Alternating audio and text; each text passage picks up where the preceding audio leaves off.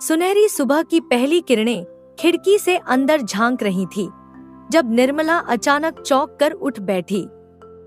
उसका दिल तेजी से धड़क रहा था, चेहरा पसीने से तर था और आंखों में अजीब सी उलझन थी। पास में सो रहे उसके पिता किशन की नींद हल्की सी आहट से खुल गई। उन्होंने देखा कि निर्मला परेशान है। क्या हुआ बेटी, कोई सपना देखा क्या? किशन ने प्यार भरे स्वर में पूछा। निर्मला ने एक पल ठिठक कर जवाब दिया, हाँ पिताजी, एक बहुत अजीब सपना देखा। किशन ने माथे पर हाथ फेरते हुए कहा, सपना? कैसा सपना था? निर्मला ने अपनी उलझन भरी आंखों से उन्हें देखा और धीरे धीरे बोलने लगी, मैं किसी अनजान जगह पर थी। सब कुछ धुंधला था। वहां एक अजीब सी लड़की खड़ी थी। उसका चेहरा तो दिखाई नहीं दे रहा था, लेकिन उसकी आवाज बेहद गूंजती हुई थी। उसने मुझसे बार बार कहा, खुद में देखो तो मुझे पाओगी, जब तक खाओगी नहीं तो कैसे जानोगी? किशन ने हैरानी से पूछा, खाओगी? यह कैसी बात कर रही थी वो?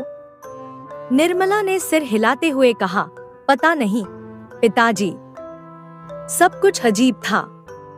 वो सवाल बार बार मेरे दिमाग में घूम रहा है। खाओगी तो जानोगी, इसका मतलब क्या हो सकता है?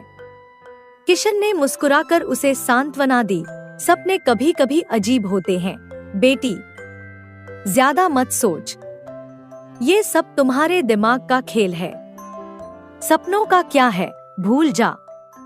निर्मला ने गहरी सांस ली और सिर हिलाते हुए कहा, ठीक है पिताजी, शायद आप सही कह रहे हैं।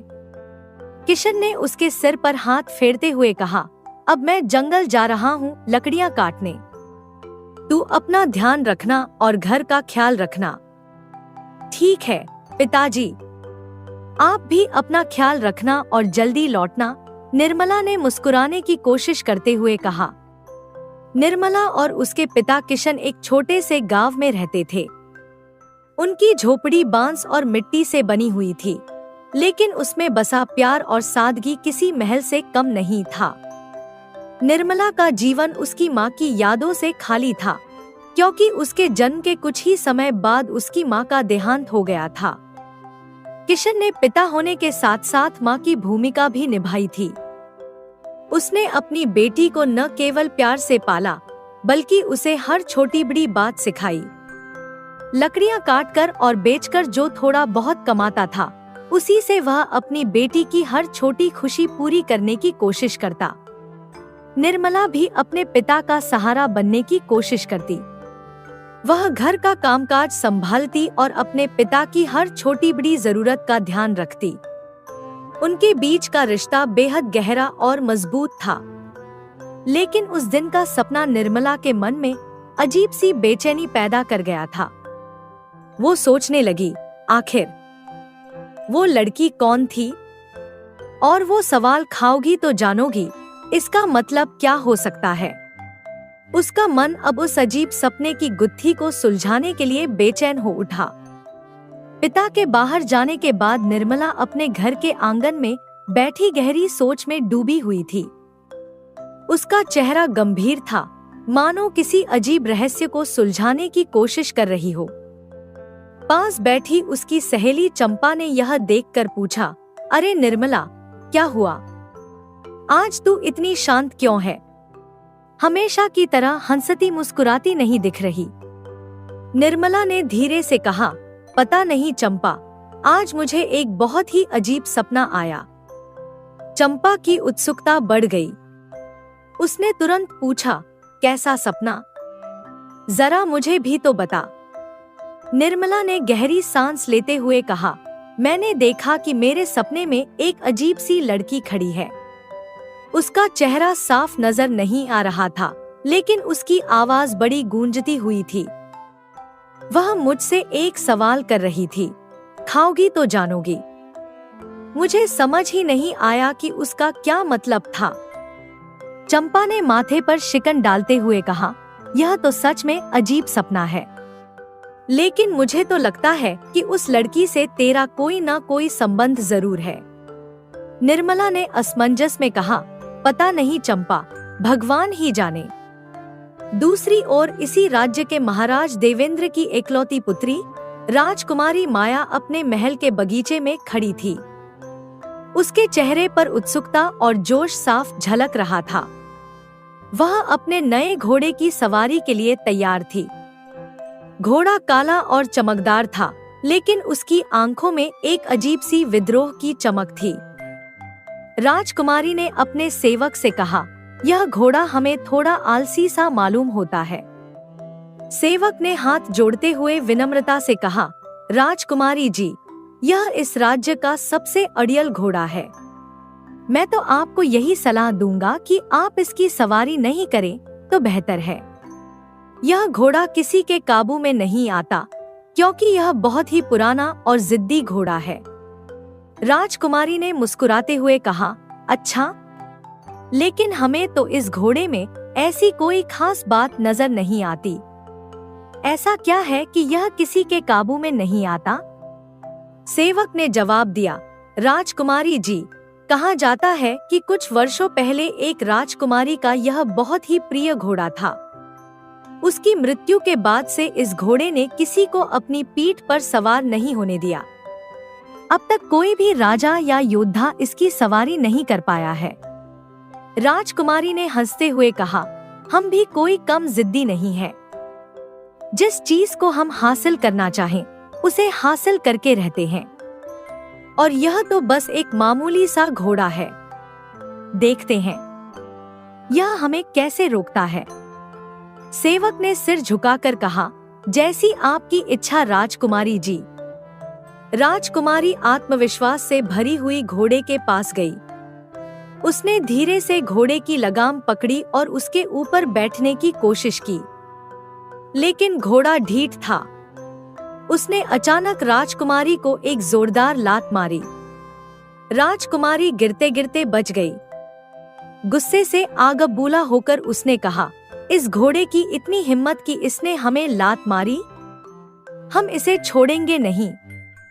यह कहते हुए राजकुमारी ने घोड़े की तरफ बढ़ने की कोशिश की, लेकिन घोड़ा तुरंत वहां से भाग खड़ा हुआ। राजकुमारी भी कम जिद्दी नहीं थी। वह घोड़े के पीछे पीछे भागने लगी। जंगल के बीचों बीच जाकर घोड़ा अचानक रुक गया। राजकुमारी ने चालाकी से पास खड़े एक पेड़ का सहारा लिया और तने पर चढ़कर घोड़े की पीठ पर छलांग लगा दी। घोड़े की पीठ पर बैठते ही उसने गर्व से कहा, अब बताओ, ताकतवर कौन है, तुम या मैं? तभी घोड़ा झटके से अपनी पीठ झटकता है। राजकुमारी उसे कसकर पकड़ लेती है, लेकिन घोड़ा मानो अपने क्रोध में था। वह तेजी से दौड़ने लगा। उसकी गति इतनी तेज थी कि राजकुमारी अपनी पकड़ बनाए रखने के लिए संघर्ष करने लगी। घोड़ा अब जंगल की ओर दौड़ता जा रहा था। उसकी टापों की गूंज जंगल के सन्नाटे को चीर रही थी। घोड़े का क्रोध थमता नहीं और वह नदी के किनारे पहुंचकर पानी में घुस जाता है। घोड़े के अचानक रुकने से राजकुमारी का संतुलन बिगड़ जाता है और वह घोड़े से गिरने ही वाली होती है कि तभी उसकी नजर एक पेड़ के मोटे तने पर पड़ती है। वह झट से पेड़ की डाली को पकड़ लेती है और उस पर लटक जाती है। नीचे नदी का बहाव तेज था और राजकुमारी सहमी हुई थी। उसने मदद के लिए जोर से पुकारा, कोई है, हमारी मदद करो, हम मुसीबत में हैं। तभी पास से गुजरती निर्मला, जो लकड़ियां इकट्ठा करके घर लौट रही थी, राजकुमारी की आवाज सुनकर रुक गई। उसने ऊपर देखा तो राजकुमारी को पेड़ से लटका हुआ पाया। हे भगवान, वहां तो कोई लटका हुआ है, मुझे उसकी मदद करनी चाहिए। निर्मला ने सोचा और बिना समय गवाए वहां पहुंच गई। निर्मला ने अपनी सूझबूझ और हिम्मत से राजकुमारी को सुरक्षित नीचे उतारा। राजकुमारी ने राहत की सांस लेते हुए कहा, तुम कौन हो और तुमने हमारी जान बचाई, तुम्हारा धन्यवाद। निर्मला मुस्कुराते हुए बोली, मेरा नाम निर्मला है, लेकिन आप कौन हैं और यहाँ कैसे फंसी? राजकुमारी ने गहरी सांस लेते हुए कहा, हम इस राज्य की राजकुमारी माया है। यह सब उस घोड़े की वजह से हुआ। देखो, वह अब भी वहीं खड़ा है। इसे आज सबक सिखाए बिना हम नहीं छोड़ेंगे। निर्मला ने घोड़े की ओर देखा और कोमल स्वर में कहा, लेकिन यह तो मासूम बेजुबान जानवर है। यह भला किसी को नुकसान क्यों पहुंचाएगा? राजकुमारी ने गुस्से से कहा, मासूम? यह मासूम नहीं है। अगर तुम्हें यह इतना प्यारा लगता है तो एक बार इसकी पीठ पर बैठकर दिखाओ। अगर तुमने ऐसा कर दिया तो जो भी तुम चाहोगी हम तुम्हें देंगे। निर्मला ने मुस्कुराते हुए कहा, मुझे आपसे कुछ नहीं चाहिए राजकुमारी, लेकिन हाँ, मैं इस प्यारे घोड़े की सवारी जरूर करना चाहूंगी। निर्मला धीरे धीरे घोड़े के पास गई। उसने घोड़े के सिर पर प्यार से हाथ फेरा। घोड़ा, जो अभी तक अड़ियल और क्रोधित था, अचानक शांत हो गया। उसने अपने सिर को झुकाकर निर्मला का स्वागत किया। निर्मला बिना किसी डर के उसकी पीठ पर बैठ गई। आश्चर्यजनक रूप से घोड़ा शांत और स्थिर रहा, मानो उसने अपनी आत्मा को निर्मला के विश्वास के सामने समर्पित कर दिया हो। यह देखकर राजकुमारी माया आश्चर्यचकित रह गई। यह कैसे संभव है? उसने अविश्वास भरी नजरों से निर्मला और घोड़े को देखा। निर्मला राजकुमारी से मुस्कुराते हुए बोली, राजकुमारी जी, अगर प्रेम और दया से किसी के साथ बर्ताव करें तो हर मुश्किल आसान हो जाती है। और बेजुबान जानवर तो हमारे प्रेम के भूखे होते हैं। राजकुमारी ने उसकी बातों पर सहमति जताते हुए कहा, तुम्हारी सादगी और समझदारी ने हमारा दिल जीत लिया है। हम तुमसे बहुत प्रसन्न हैं। इसके बाद राजकुमारी ने अपने गले से मोतियों की बेशकीमती माला उतारी और निर्मला की ओर बढ़ाते हुए कहा, यह माला तुम्हारे लिए है, इसे रख लो। निर्मला हैरान होकर बोली, राजकुमारी जी, यह आप क्या कर रही हैं? मुझे कोई उपहार नहीं चाहिए। राजकुमारी ने हंसते हुए कहा, यह कोई साधारण उपहार नहीं है। यह माला हमारी दोस्ती का प्रतीक है। जब भी तुम्हारा मन मुझसे मिलने का हो, महल आ जाना। यदि कोई तुम्हें रोके तो इस माला को दिखा देना, कोई तुम्हें रोकने की हिम्मत नहीं करेगा। निर्मला ने यह सुनकर भावुक होकर कहा, एक राजकुमारी से दोस्ती करना तो मेरे लिए सौभाग्य की बात है। अब आप मेरी मित्र बन गई हैं, तो क्या मैं आपको अपने घर लेकर जा सकती हूँ? राजकुमारी मुस्कुराई और बोली, अरे क्यों नहीं, चलो हम तुम्हारा घर देखते हैं। निर्मला राजकुमारी को अपने छोटे से घर ले गई। वहां पहुंचकर राजकुमारी ने चारों ओर नजर दौड़ाई। घर बेहद साधारण था, लेकिन उसमें सादगी और आत्मीयता झलक रही थी। राजकुमारी ने पूछा, यह तुम्हारा घर है? निर्मला ने गर्व से जवाब दिया, हाँ राजकुमारी जी, यह छोटा सा घर ही मेरी दुनिया है। मुझे यहाँ बहुत अच्छा लगता है। राजकुमारी ने उत्सुकता से पूछा, तुम्हारी माँ कहाँ है? निर्मला की आंखों में हल्की उदासी झलकने लगी। उसने धीरे से कहा, मेरी माँ अब इस दुनिया में नहीं है। मेरे जन्म के समय ही वह भगवान के पास चली गई। मेरे पिताजी ने ही मुझे माँ और पिता दोनों का प्यार दिया है। यह सुनकर राजकुमारी का चेहरा गंभीर हो गया। उसने अपनी आंखें झुका ली और धीरे से कहा, मेरी माँ भी मुझे जन्म देते ही चल बसी, और मुझे भी मेरे पिताजी ने ही माँ और पिता दोनों का स्नेह दिया है।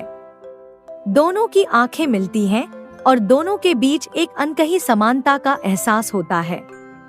राजकुमारी ने हल्की हंसी के साथ कहा, हम दोनों में कितनी समानता है ना? फर्क बस इतना है कि मैं थोड़ी जिद्दी और गुस्से वाली हूँ। निर्मला मुस्कुराते हुए बोली, और आप महल में रहने वाली हैं, जबकि मैं एक मामूली लकड़हारे की बेटी हूँ। राजकुमारी ने स्नेह से कहा, लेकिन तुम्हारा दिल बहुत बड़ा है, यही तुम्हें खास बनाता है। तभी निर्मला के पिताजी किशन घर में दाखिल होते हैं। उन्होंने राजकुमारी को देखकर चौंकते हुए कहा, अरे निर्मला, यह कौन है? निर्मला ने उत्साह से जवाब दिया, पिताजी, यह हमारी राज्य की राजकुमारी है। किशन आश्चर्य और खुशी से भर गए। उन्होंने हाथ जोड़कर कहा, क्या सच में यह हमारी राजकुमारी है? हम तो बड़े भाग्यशाली हैं कि इतनी बड़ी हस्ती हमारे घर आई है। इसके बाद उन्होंने निर्मला को डांटते हुए कहा, अरे निर्मला, तुमने अभी तक राजकुमारी को कुछ खाने के लिए दिया या नहीं? निर्मला थोड़ा सकपकाई और बोली, बस पिताजी, अभी लेकर आती हूँ। किशन सिर हिलाते हुए बोले, हे भगवान, क्या होगा इस लड़की का? राजकुमारी हमारे घर आई है और इसे उनकी सेवा का ख्याल ही नहीं। राजकुमारी मुस्कुराते हुए बोली, आप मेरी इतनी चिंता मत कीजिए। मुझे लगता है अब मुझे महल लौट जाना चाहिए। वहाँ सब मेरे लिए चिंतित हो रहे होंगे, क्योंकि किसी को नहीं पता कि मैं यहाँ हूँ। किशन ने कहा, ठीक है राजकुमारी जी, लेकिन ध्यान से जाइए। राजकुमारी ने निर्मला की ओर देखा और कहा, तुम बहुत अच्छी हो। हमारा तुम्हारे साथ समय बिताना बहुत सुखद रहा। हम फिर मिलेंगे। निर्मला ने जवाब दिया, आपका बहुत बहुत धन्यवाद राजकुमारी जी। आप ध्यान से महल लौट जाइए। राजकुमारी वहां से चली गई और निर्मला की आंखों में उनके साथ बिताए पलों की यादें झिलमिलाने लगी। दूसरे दिन महल के विशाल दरबार में महाराज देवेंद्र अपने सिंहासन पर बैठे थे। चारों ओर सजीदजी सभा का माहौल गूंज रहा था, लेकिन महाराज के माथे पर चिंता की लकीरें साफ दिख रही थी। अचानक उन्होंने राजकुमारी माया को दरबार में बुलवाया। राजकुमारी माया अपनी स्वाभाविक शालीनता और गरिमा के साथ दरबार में प्रवेश करती है। हल्के गुलाबी रेशमी परिधान, मोतियों का हार और सिर पर हल्की सोने की किरणों से सजी उनकी उपस्थिति पूरे दरबार को आलोकित कर देती है। लेकिन महाराज के चेहरे पर गुस्से और चिंता का मिश्रण देखकर माया थोड़ा गंभीर हो जाती है। महाराज ने गंभीर स्वर में कहा, माया, यह हम क्या सुन रहे हैं? तुम रोज महल से बाहर जाकर एक मामूली लकड़हारे की बेटी से मिलने उसके छोटे से घर में जाती हो। माया ने पूरी विनम्रता से उत्तर दिया, जी पिताजी, यह सच है। निर्मला मेरी बहुत अच्छी मित्र है। महाराज ने अविश्वास से कहा, क्या मित्र? और वह भी एक मामूली लड़की से? तुम जानती भी हो कि तुम क्या कह रही हो। तुम हमारी राजकुमारी हो। तुम्हारी हर बात से इस राज्य की प्रतिष्ठा जुड़ी है। तुम्हें हमारी इज्जत का जरा भी ख्याल है।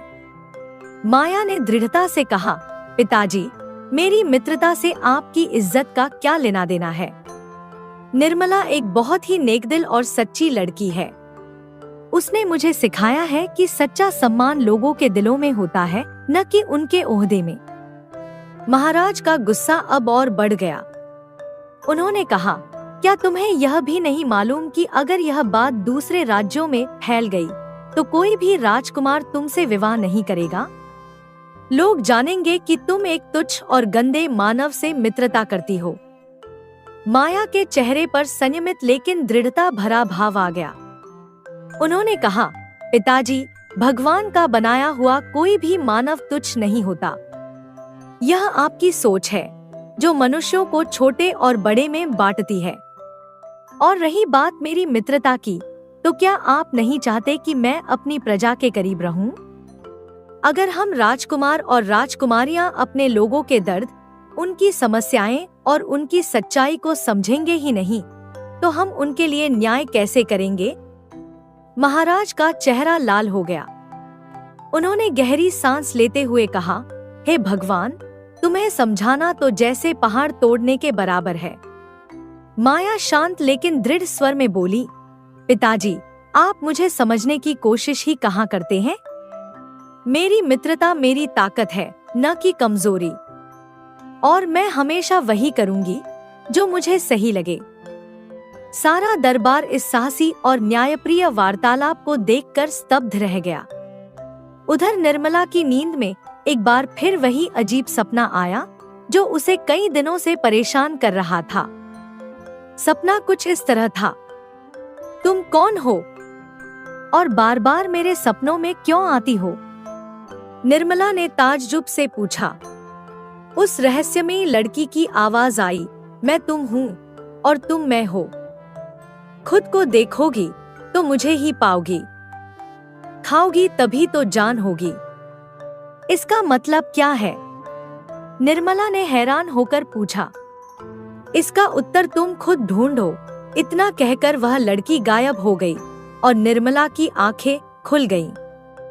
वह झपकी में ही रह गई थी और जब उसने अपनी आंखें खोली तो देखा कि उसकी दोस्त कमला उसके पास बैठी थी। कमला, तुम यहाँ कैसे? निर्मला ने चौंकते हुए पूछा। कमला ने तुरंत जवाब दिया, तुझे पता है, तेरे पिताजी जंगल में लकड़ियां काटने गए थे। वहाँ एक पेड़ गिरकर उनके पैरों पर गिर गया, जिससे वह चल नहीं पा रहे हैं। क्या? निर्मला घबराई हुई आवाज में बोली और बिना देर किए कमला के साथ जंगल की ओर दौड़ पड़ी। जंगल में पहुंचने पर उन्होंने देखा कि कुछ लोग पिताजी किशन को उठाकर लाने की कोशिश कर रहे थे और उनके शरीर की मरहम पट्टी की जा रही थी। पिताजी को इस हालत में देख निर्मला की आंखों में चिंता की लहर दौड़ गई। पिताजी, आप ठीक तो हैं? उसने पूछा। उसकी आवाज में चिंता और प्यार दोनों थे। पिताजी मुस्कुराते हुए बोले, बिल्कुल बेटा, घबराने की कोई बात नहीं है, सब ठीक हो जाएगा, तू परेशान मत हो। निर्मला ने गहरी चिंता में कहा, पिताजी, आप अपना ध्यान नहीं रखते। पिताजी ने कहा, नहीं बेटा, यह तो बस एक दुर्घटना है, लेकिन अब मुझे यही चिंता है कि इस हालत में मैं जंगल से लकड़ी कैसे लाऊंगा और हमारा गुजारा कैसे चलेगा। निर्मला ने सोचा और फिर दृढ़ निश्चय के साथ बोला, अगर ऐसी बात है तो आपकी जगह मैं जाऊंगी लकड़ियां काटने। नहीं नहीं बेटी, तुझे नहीं पता लकड़ी काटने में कितनी मेहनत लगती है। पिताजी, मैं आपकी बेटी हूँ, मुझे मालूम है कि लकड़ी कैसे काटी जाती है, मुझे यकीन है कि मैं यह काम कर सकती हूँ। निर्मला ने अपने पिताजी को आश्वस्त किया। उसकी आंखों में न केवल चिंता थी बल्कि आत्मविश्वास भी था। यह दृढ़ निश्चय और आत्मसमर्पण की भावना थी जो निर्मला को अपनी जिम्मेदारी को निभाने की ओर प्रेरित कर रही थी। उधर राजकुमारी माया और उनके सैनिक एक घने जंगल में घूम रहे थे जब उनकी नजर एक अद्भुत पेड़ पर पड़ी। पेड़ की शाखाओं पर लाल और रसीले फल लटक रहे थे जो देखने में इतने आकर्षक लग रहे थे कि उनकी भूख और बढ़ गई। राजकुमारी ने कहा, सैनिक, इस पेड़ के फल बहुत ही रसीले मालूम होते हैं, जल्दी से इन्हें तोड़ लाओ, मुझे भूख लग रही है। सैनिक ने बिना देर किए पेड़ के पास जाकर फल तोड़ने की कोशिश की। वह पत्थर मारने लगा, लेकिन फल जैसे जिद करने लगे, टूटे ही नहीं। फिर सैनिक ने पेड़ पर चढ़ने की कोशिश की, लेकिन जैसे ही उसने चढ़ने का प्रयास किया, वह बार बार फिसल कर गिर पड़ा। राजकुमारी गुस्से में आकर बोली, क्या बेवकूफी कर रहे हो? जल्दी से फल तोड़ कर लाओ। सैनिक झिझकते हुए बोला, माफ कीजिए राजकुमारी जी, परंतु जब भी मैं इस पेड़ पर चढ़ने की कोशिश करता हूँ, ऐसा लगता है जैसे कोई मुझे नीचे खींच लेता है और मैं गिर पड़ता हूँ। राजकुमारी ने झुंझलाते हुए कहा, क्या बकवास कर रहे हो? तुम्हारी वजह से हमारा समय बर्बाद हो रहा है। अगर तुम इस बार फल नहीं तोड़ सको तो हम पिताजी से कहकर तुम्हें सजा दिलवाएंगे। सैनिक अब और दृढ़ निश्चय के साथ पेड़ पर चढ़ता है और कई कोशिशों के बाद वह फल तोड़ ही लेता है। यह लीजिए राजकुमारी जी, आपका फल, वह हांफते हुए कहता है। राजकुमारी ने खुशी खुशी फल लिया और उसे चखा, लेकिन जैसे ही उस फल का स्वाद उसकी जुबान पर आया, उसका चेहरा एकदम खराब हो गया। वह फल बेहद कड़वा था, जैसे उसमें जहर घोल दिया गया हो। क्या यह फल जहर जैसा कड़वा है? राजकुमारी ने मुंह बनाते हुए कहा और तुरंत उस फल को थूक दिया। सैनिक चौंका। राजकुमारी जी, परंतु यह फल तो देखने में बहुत ही स्वादिष्ट और ताजे लग रहे थे, ऐसा नहीं लगता कि यह कड़वा होगा। राजकुमारी ने गुस्से में कहा, तुम क्या समझते हो, हम झूठ बोल रहे हैं? यह फल हमें जहर जैसा कड़वा लगा है। अब हम इसे यहाँ एक पल भी नहीं देखना चाहते। सैनिक, इस पेड़ को जड़ से उखाड़कर काट डालो। सैनिक तुरंत आज्ञा का पालन करते हुए पेड़ को उखाड़ने की तैयारी करता है। सैनिकों ने पूरी ताकत लगाई थी, लेकिन न तो कुल्हाड़ी पेड़ के तने को छू सकी और न ही पेड़ में एक खरोंच आई। सैनिक अपने प्रयास में असफल होने के बाद निराश होकर खड़े थे और राजकुमारी की आंखों में गुस्सा था। उसने सैनिकों को आदेश दिया कि गांव में ऐलान कर दिया जाए कि जो भी इस पेड़ को काटेगा उसे राजकुमारी की तरफ से मुंह मांगा इनाम मिलेगा। यह सुनकर गांव के लोग उस पेड़ के पास जमा हो गए और हर कोई अपनी ताकत और हुनर दिखाने की कोशिश करने लगा, लेकिन सबकी कोशिशें नाकाम हो गईं। पेड़ जैसे किसी अदृश्य शक्ति से बंधा हुआ था। उसकी घनी शाखाएं हिलने तक नहीं पाईं और पेड़ की मजबूत लकड़ी पर एक भी खरोंच तक नहीं आई। इस दौरान निर्मला, जो अपनी जिंदगी की कठिनाइयों से जूझ रही थी, अपने पिताजी के साथ लकड़ियां काटने जंगल जाती थी। उसने यह सब सुना। उसकी दोस्त कमला ने उसे बताया कि गांव में राजकुमारी ने किसी अद्भुत पेड़ को कटवाने का आदेश दिया है। यह जानकर निर्मला थोड़ी चौंकी। कमला ने कहा, अगर तुम चाहो तो उस पेड़ को काटने की कोशिश क्यों नहीं करती? तुम तो लकड़हारे की बेटी हो और शायद तुम में वो ताकत हो जो दूसरों में नहीं थी। निर्मला ने सोचा, यह मौका हो सकता है। यदि मुझे यह पेड़ काटने का मौका मिल जाए तो शायद राजकुमारी मुझे कोई अच्छा इनाम दे। इसके अलावा मेरे पिताजी की स्थिति भी बहुत खराब है, शायद इससे उनकी चिंता कम हो जाए। निर्मला ने अपनी उम्मीदों को संजोते हुए अपनी योजना बनाई और दोनों दोस्त उस रहस्यमय पेड़ के पास पहुंचने के लिए जंगल की ओर चल पड़ी। निर्मला जैसे ही जंगल पहुंचती है, राजकुमारी माया ने निर्मला को जंगल में देखकर अपनी आंखों में खुशी और उत्सुकता के साथ कहा, अरे निर्मला, तुम यहाँ कैसे आई? निर्मला हंसते हुए जवाब देती है, राजकुमारी जी, मैंने सुना कि आपने उस पेड़ को काटने वालों को इनाम देने की घोषणा की है और मुझे लगता है कि मुझे भी उस पेड़ को काटने का एक मौका मिलना चाहिए।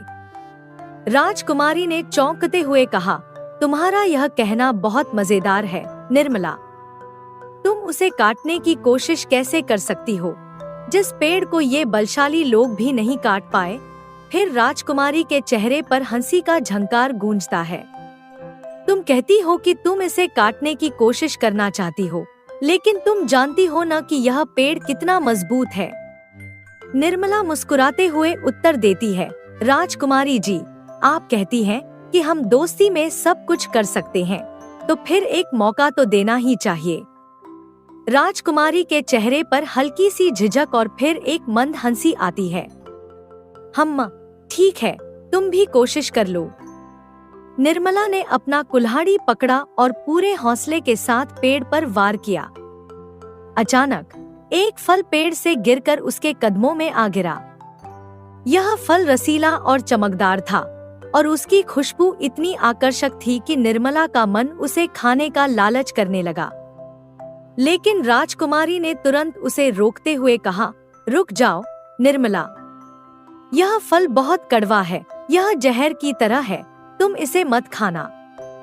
निर्मला की आंखों में झलकी एक अजीब सी चहक, लेकिन राजकुमारी जी, मेरा दिल बहुत चाहता है इसे चखने का। मुझे लगता है कि एक बार तो इसे खाकर देखना चाहिए।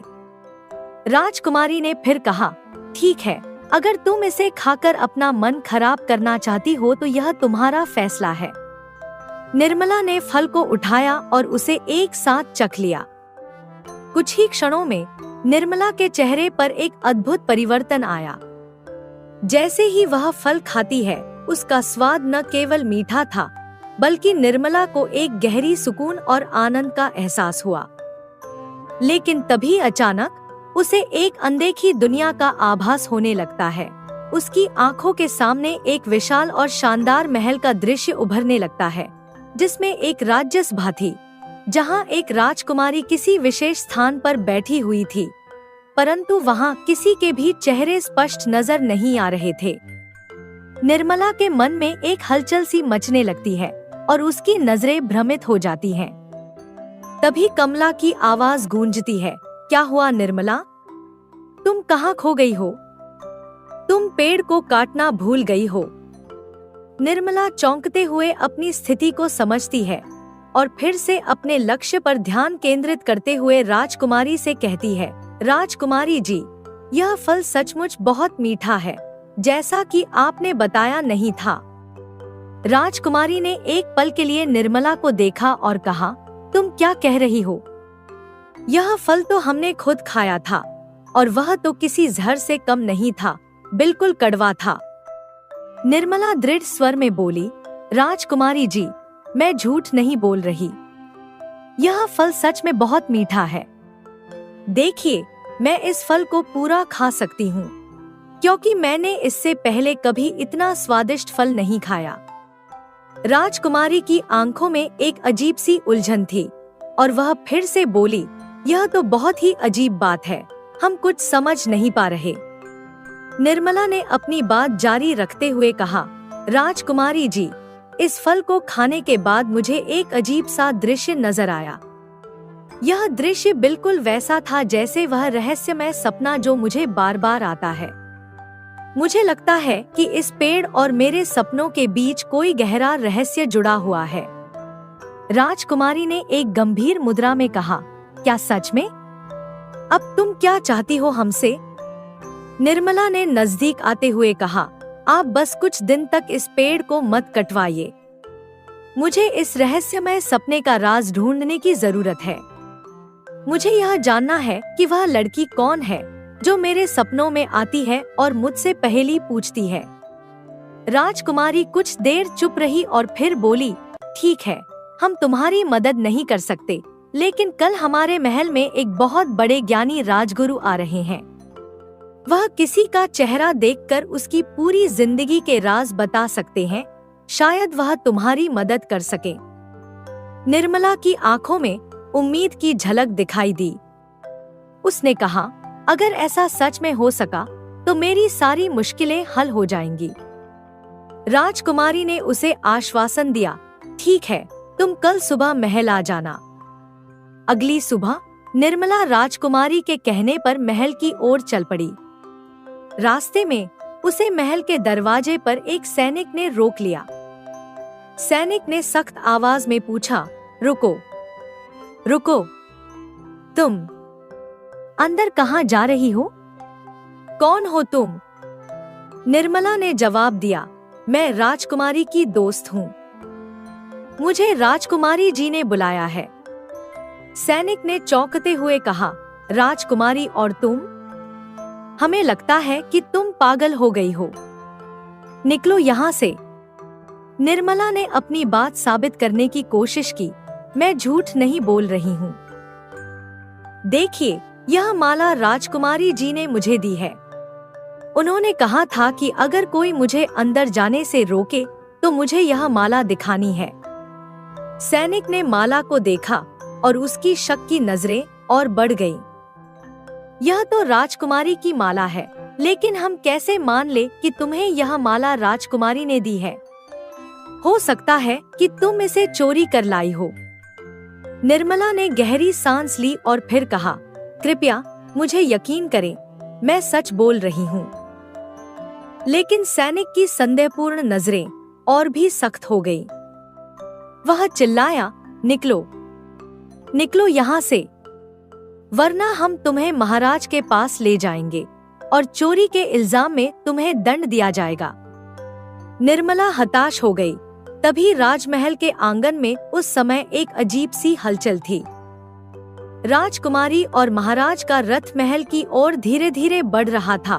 महल के दरवाजे पर खड़ी निर्मला को देख राजकुमारी के चेहरे पर खुशी की लहर दौड़ गई और राजकुमारी ने रथ से उतरते हुए निर्मला को देखा और खुशी से कहा, अरे निर्मला, तुम आ गई। भगवान का धन्यवाद है कि तुम यहाँ आ गई हो।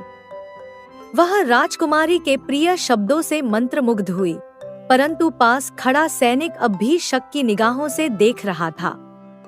राजकुमारी ने सैनिक से कहा, यह हमारी दोस्त है और अब से इसे कभी भी महल के भीतर आने से कोई नहीं रोक पाएगा, समझे? सैनिक थोड़ी देर खामोश रहा और फिर धीरे से सर झुकाया। महाराज, जो रथ के साथ महल के अंदर जा रहे थे, राजकुमारी के साथ साथ थे।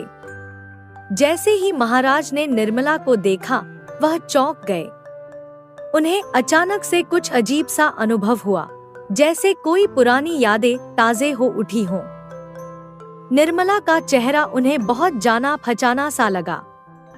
निर्मला के सामने महाराज ने अपनी हैरानी छिपाते हुए कहा, राज्य में सब कुशल मंगल तो है न, मंत्री जी? मंत्री जो खड़े थे तुरंत जवाब देते हुए बोले, जी महाराज, हमने जो प्रजा को 100 मुद्राएं दी थी, वह सब बांट दी गई हैं, सब कुछ ठीक है।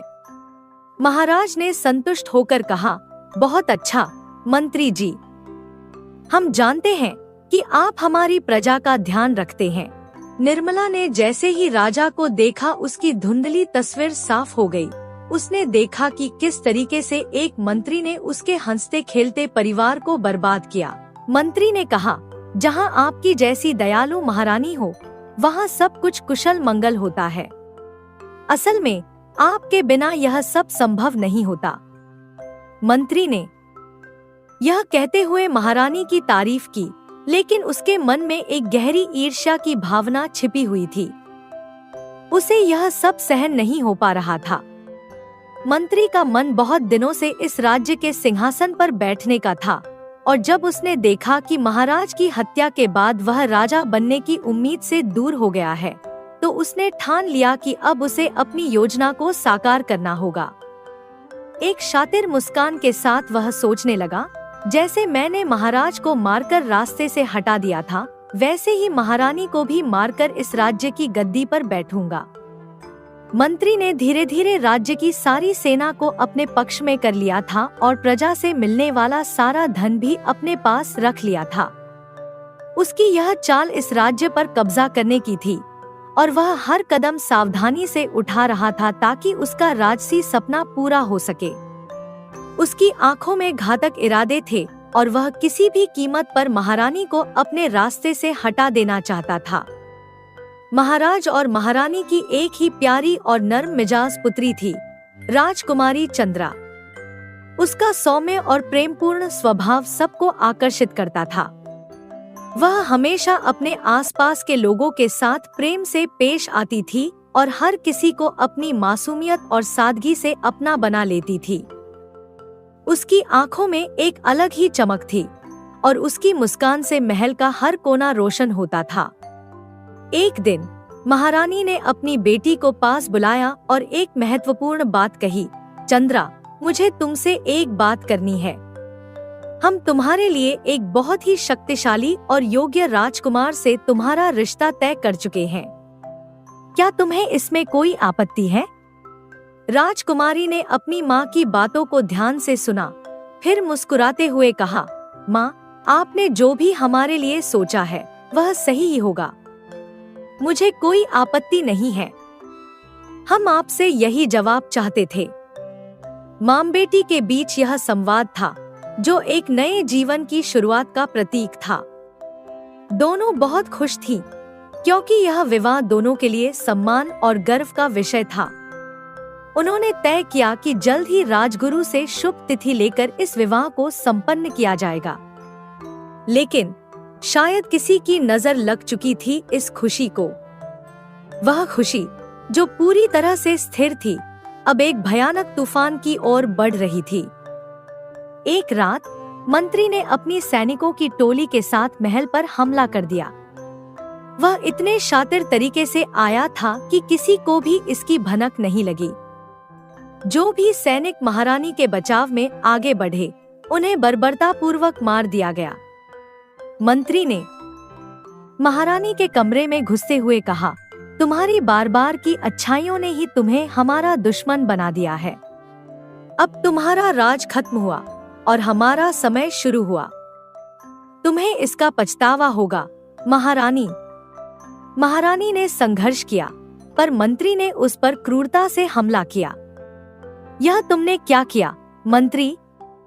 महारानी अपनी जान को सहेजते हुए बोली, हमने तुम पर विश्वास किया था, लेकिन तुमने हमारे साथ विश्वासघात किया। मंत्री हंसते हुए बोला, अब तुम्हारे पास कुछ नहीं बचा है महारानी। बहुत हो गया तुम्हारा राज, अब तुम्हारा अंत निश्चित है। और महारानी की अंतिम सांस के साथ वह इस संसार से विदा हो गई।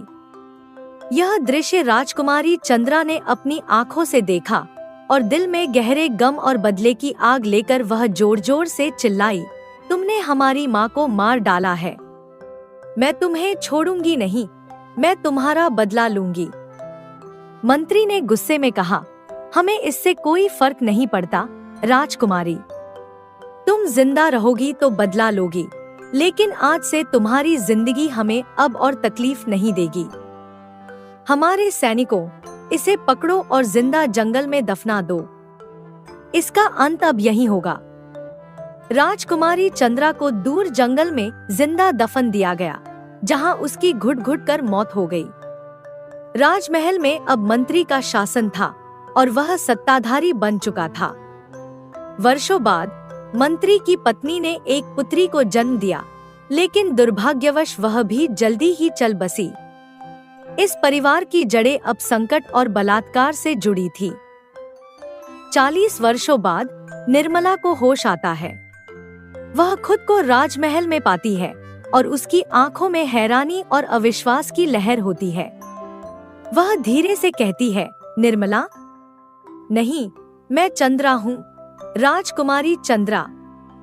महल के भीतर का दृश्य अत्यधिक गंभीर और रहस्यमय था।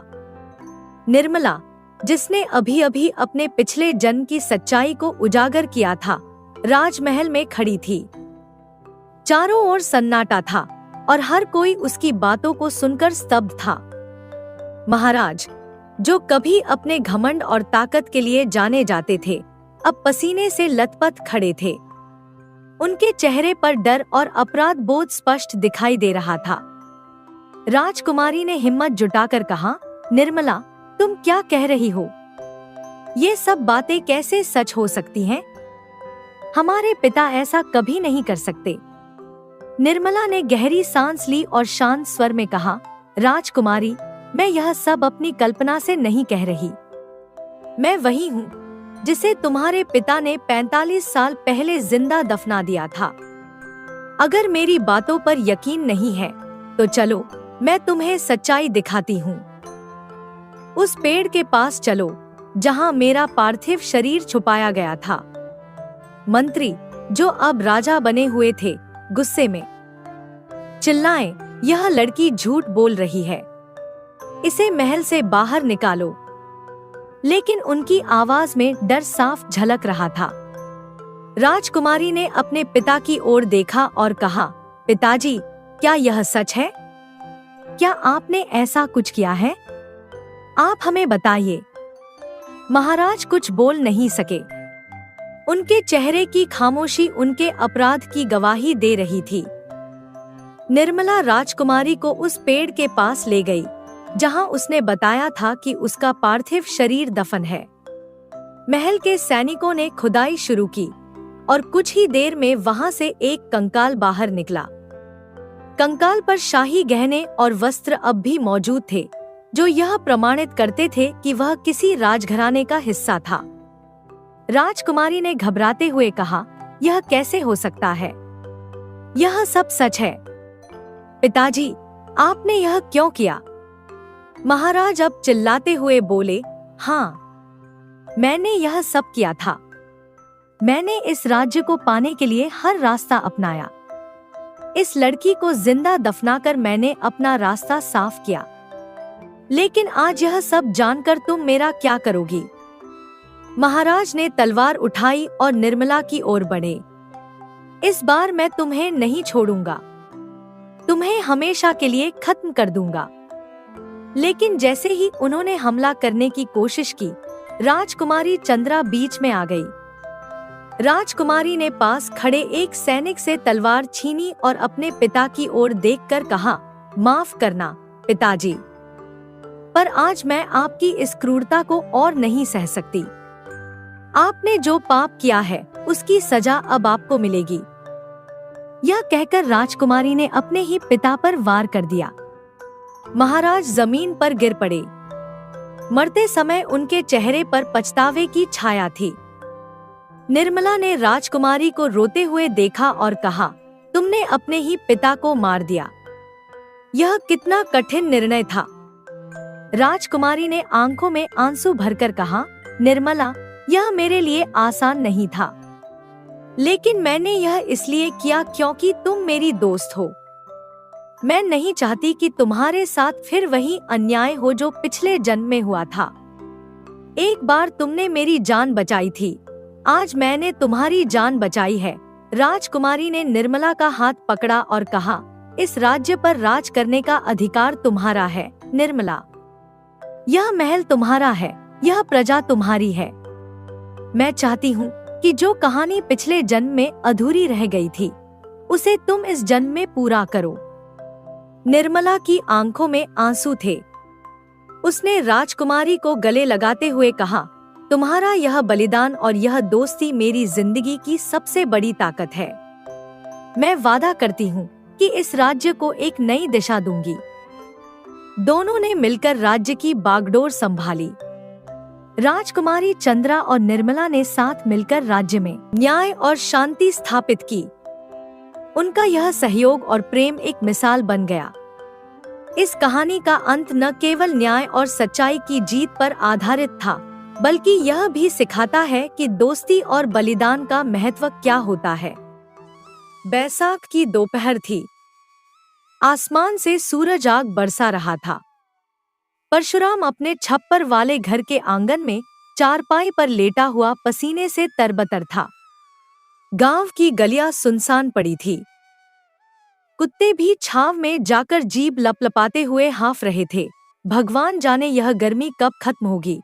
परशुराम ने अपने माथे का पसीना पोंछते हुए कहा, इस साल तो हद ही हो गई है। पिछले साल से कम 5 डिग्री ज्यादा तापमान लग रहा है। उसके पड़ोसी रामू ने घर की छत से आवाज लगाई, अरे परशु भाई, तुम अभी तक यहीं हो? सुना है तापमान 45 डिग्री पहुंच गया है। लोग कहते हैं अगर ऐसे ही चलता रहा तो गर्मी से मरने वालों की संख्या बढ़ जाएगी। परशुराम ने गहरी सांस ली। हाँ यार, घर से बाहर निकलना भी मुश्किल हो गया है। गांव का कुआं भी सूखता जा रहा है। पता नहीं इस साल बारिश कब होगी। सच में अगर जल्दी बारिश न हुई तो पूरा कुआं सूख जाएगा। फिर हम गांव वाले क्या करेंगे? 3 किलोमीटर दूर नदी से पानी लाना पड़ेगा, रामू ने चिंतित होकर कहा। परशुराम ने आसमान की ओर देखते हुए बोला, भगवान करे इस साल बारिश जल्दी हो जाए, वरना हम सब के लिए मुसीबत खड़ी हो जाएगी। वह अपनी चारपाई से उठा और घर के अंदर चला गया। उसकी पत्नी शांति चूल्हे के सामने बैठी रोटियां बना रही थी। गर्मी के कारण चूल्हे से निकलता धुआं और गर्मी उसे बेहाल कर रहे थे। उसके माथे पर पसीने की बूंदें चमक रही थी और साड़ी का पल्लू भीग चुका था। परशुराम ने दरवाजे से ही चिल्लाकर कहा, शांति, कितनी देर लगा रही हो? कब से देख रहा हूँ, सुबह से कर क्या रही हो? तुम्हें पता नहीं मुझे काम पर जाना है? शांति ने बिना मुड़े जवाब दिया। कितनी बार बताऊं कि पानी लाने में देर हो गई थी, कुएं पर लाइन लगी थी। तुम्हें क्या रोज रोज बताना पड़ेगा? खाना बनाने में इतना वक्त लगता है क्या? जल्दी से मेरे लिए खाना लगा दो, मुझे अभी निकलना है। परशुराम का स्वर और तेज हो गया था। शांति अब उसकी ओर मुड़ी। उसके चेहरे पर गुस्से के साथ साथ थकान के भी निशान थे। क्या कहा तुमने? पहले तो तुम आवाज नीचे करके बात करो। चिल्लाने की कोई जरूरत नहीं है। मुझे अच्छे से पता है तुम कहाँ जा रहे हो और तुम क्या काम करते हो, यह भी मुझे अच्छे से पता है। उसकी आंखों में आंसू आ गए। कब तक लोगों की बद्दुआ लोगे? कभी तो कोई ढंग का काम कर लिया करो। भगवान ने तुम्हें 4 हाथ पांव दिए हैं, फिर भी तुम उनका इस्तेमाल अच्छे कामों में नहीं करते। परशुराम ने गुस्से से मेज पर हाथ मारा। तुम खाना लगा रही हो या नहीं? घर में खाने को दाना नहीं है। कहाँ से खाना बनाऊं? पिछली बार 2 हफ्ते पहले तुमने मुझे जो पैसे दिए थे वह खत्म हो चुके हैं। शांति ने अपने आंसू पोंछते हुए कहा। परशुराम का चेहरा थोड़ा नरम पड़ा। अरे शांति, तुम तो गुस्सा हो गई। तुम गुस्सा मत करो, मैं आज तो पैसे लाकर ही रहूंगा, तुम देख लेना। शांति ने अपने हाथों से चेहरा ढक लिया। परशुराम उसके पास गया और बोला, और शांति, तुम क्या कह रही थी? मैं भले ही अपने हाथ पैर नहीं चलाता, लेकिन दिमाग तो चलाता हूँ ना। भगवान ने मुझे इतना दिमाग दिया है और मैं उसका इस्तेमाल करके बहुत पैसे कमा लूंगा।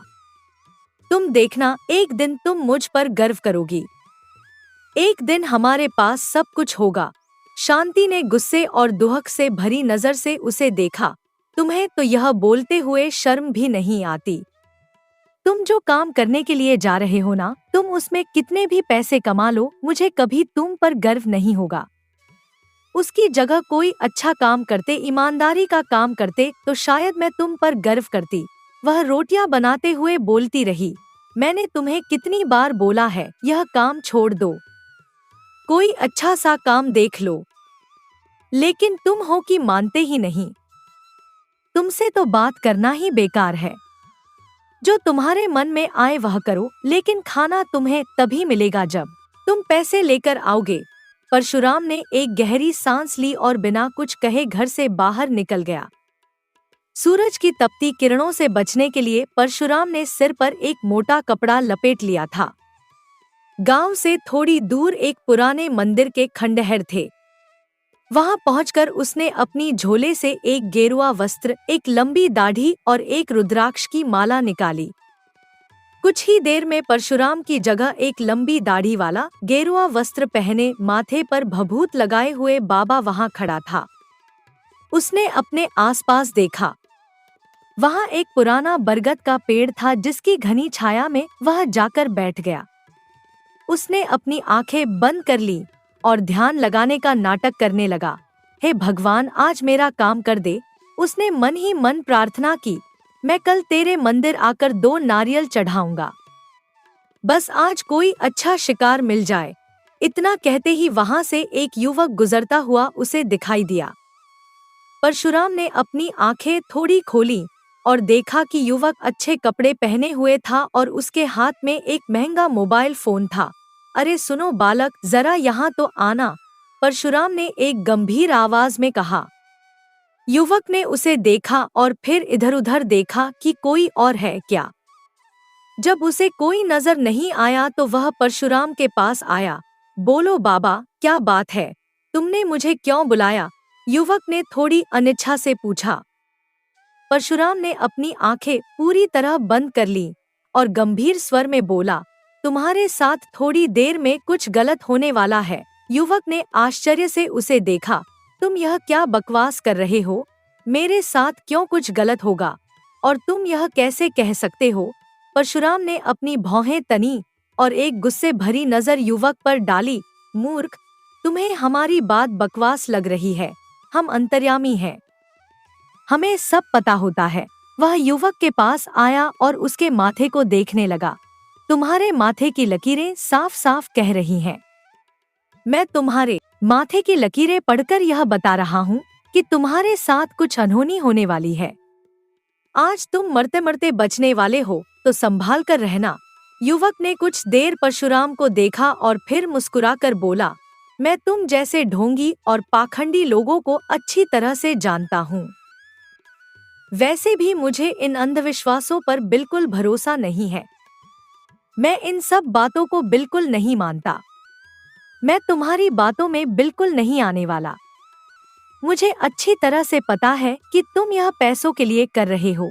इतना कहकर वह आदमी वहां से आगे चल दिया। परशुराम ने गुस्से से अपना सिर पीटा। अरे, यह तो पहला ही ग्राहक हाथ से निकल गया। क्या करूं, पता नहीं आज कोई और आएगा या नहीं। करीब 1 घंटे बाद वही युवक जिसका नाम अमर था अपने दोस्त के साथ उसी रास्ते से वापस लौट रहा था। दोनों किसी बात पर हंस रहे थे। तभी अचानक ऊपर की मंजिल से एक मिट्टी का गमला खिड़की से नीचे गिरा। गमला अमर के सिर के बिल्कुल बगल से गुजरा और सड़क पर जाकर टूट गया। अमर का दोस्त उसे खींचकर सुरक्षित जगह पर ले गया। अमर, आज तू मरते मरते बचा है, वह हांफते हुए बोला। अगर यह मिट्टी का गमला तेरे सर पर गिर जाता तो आज तो तेरी खैर ही नहीं थी। तेरा तो राम नाम सत्य हो जाता। आज तो तू बाल बाल बचा है मेरे भाई। अमर के चेहरे का रंग उड़ गया था। उसने गमले के टूटे हुए टुकड़ों को देखा और फिर ऊपर की खिड़की की ओर। वहां कोई नजर नहीं आया। अरे यार, मुझे अभी याद आया, अमर ने अपनी कंपकंपाती आवाज में कहा। आज मुझे सुबह एक बाबा मिला था। उसने मुझे ऐसा ही कुछ बताया था कि मेरे साथ आज कुछ होने वाला है और मैं मरते मरते बचने वाला हूँ। मैंने उनकी बातों पर भरोसा नहीं किया और उनको उल्टा सीधा बोलकर आ गया। मुझे लगा कोई ढोंगी है, पैसे निकलवाने के लिए ऐसी ही बातें कर रहा है। यार, इसका मतलब वह कोई ढोंगी बाबा नहीं था। उसके दोस्त ने हैरानी से कहा। वह जो भी बोल रहा था सच बोल रहा था। यह तो कमाल हो गया। अमर ने अपने माथे पर हाथ फेरा। हाँ यार, वह सच ही बोल रहा था। मैंने उसे कितना बुरा भला कहा। अब मुझे उसके पास जाकर माफी मांगनी चाहिए। हाँ, तुम एक काम करो, उसके पास जाकर माफी मांग लो, दोस्त ने सलाह दी। नहीं तो फिर से तुम्हारे साथ कोई अनहोनी हो जाएगी। तुम ठीक कह रहे हो भाई, मैं अभी जाकर उनसे माफी मांगता हूँ। अमर दौड़ता हुआ परशुराम के पास पहुंचा। परशुराम अभी भी उसी पेड़ के नीचे बैठा था, आंखें बंद किए हुए। अमर ने उसके पैर छूकर प्रणाम किया। बाबाजी, मुझे माफ कर दीजिए, अमर ने दोनों हाथ जोड़कर कहा। मैं आपको पहचान नहीं पाया। आप सच ही कह रहे थे। आज तो मैं मरते मरते बचा हूँ। मुझे माफ कर दीजिए, मैंने आपसे बदतमीजी से बात की। परशुराम ने धीरे से आंखें खोली। उसने अमर के डरे हुए चेहरे को देखा और अपने मन में मुस्कुराया। ईश्वर ने मेरी सुन ली। अब बस इससे कुछ पैसे निकल जाए तो मजा आ जाए। बेटा, तुम्हारे भाग्य में कुछ समय के लिए संकट था, लेकिन अब वह संकट टल गया है। तुम्हारे ऊपर भगवान की कृपा है, परशुराम ने आशीर्वाद देते हुए कहा। यह लीजिए बाबाजी, कुछ पैसे रख लीजिए। अमर ने अपने बटुए से कुछ नोट निकालकर परशुराम के सामने रख दिए। यह मैं अपनी खुशी से दे रहा हूँ, क्योंकि आज आपकी वजह से ही मेरी जान बची है। परशुराम ने झटपट पैसे अपनी झोली में डाल लिए। तुम्हारा कल्याण हो बेटा, जाओ, अब तुम सुरक्षित हो। अमर ने एक बार फिर से प्रणाम किया और वहां से चला गया। जैसे ही अमर दृष्टि से ओझल हुआ, परशुराम के चेहरे पर एक चालाकी भरी मुस्कान आ गई। तभी पेड़ के पीछे से एक आदमी निकला। अरे परशु, वह गमला तो गलती से उसके ज्यादा ही करीब गिर गया था। उसने मुस्कुराते हुए कहा, मैं तो थोड़ा दूर गिराना चाहता था। अगर थोड़ी चूक और हो जाती तो सच में ही उसका राम नाम सत्य हो जाता। परशुराम ने गुस्से से उसे देखा।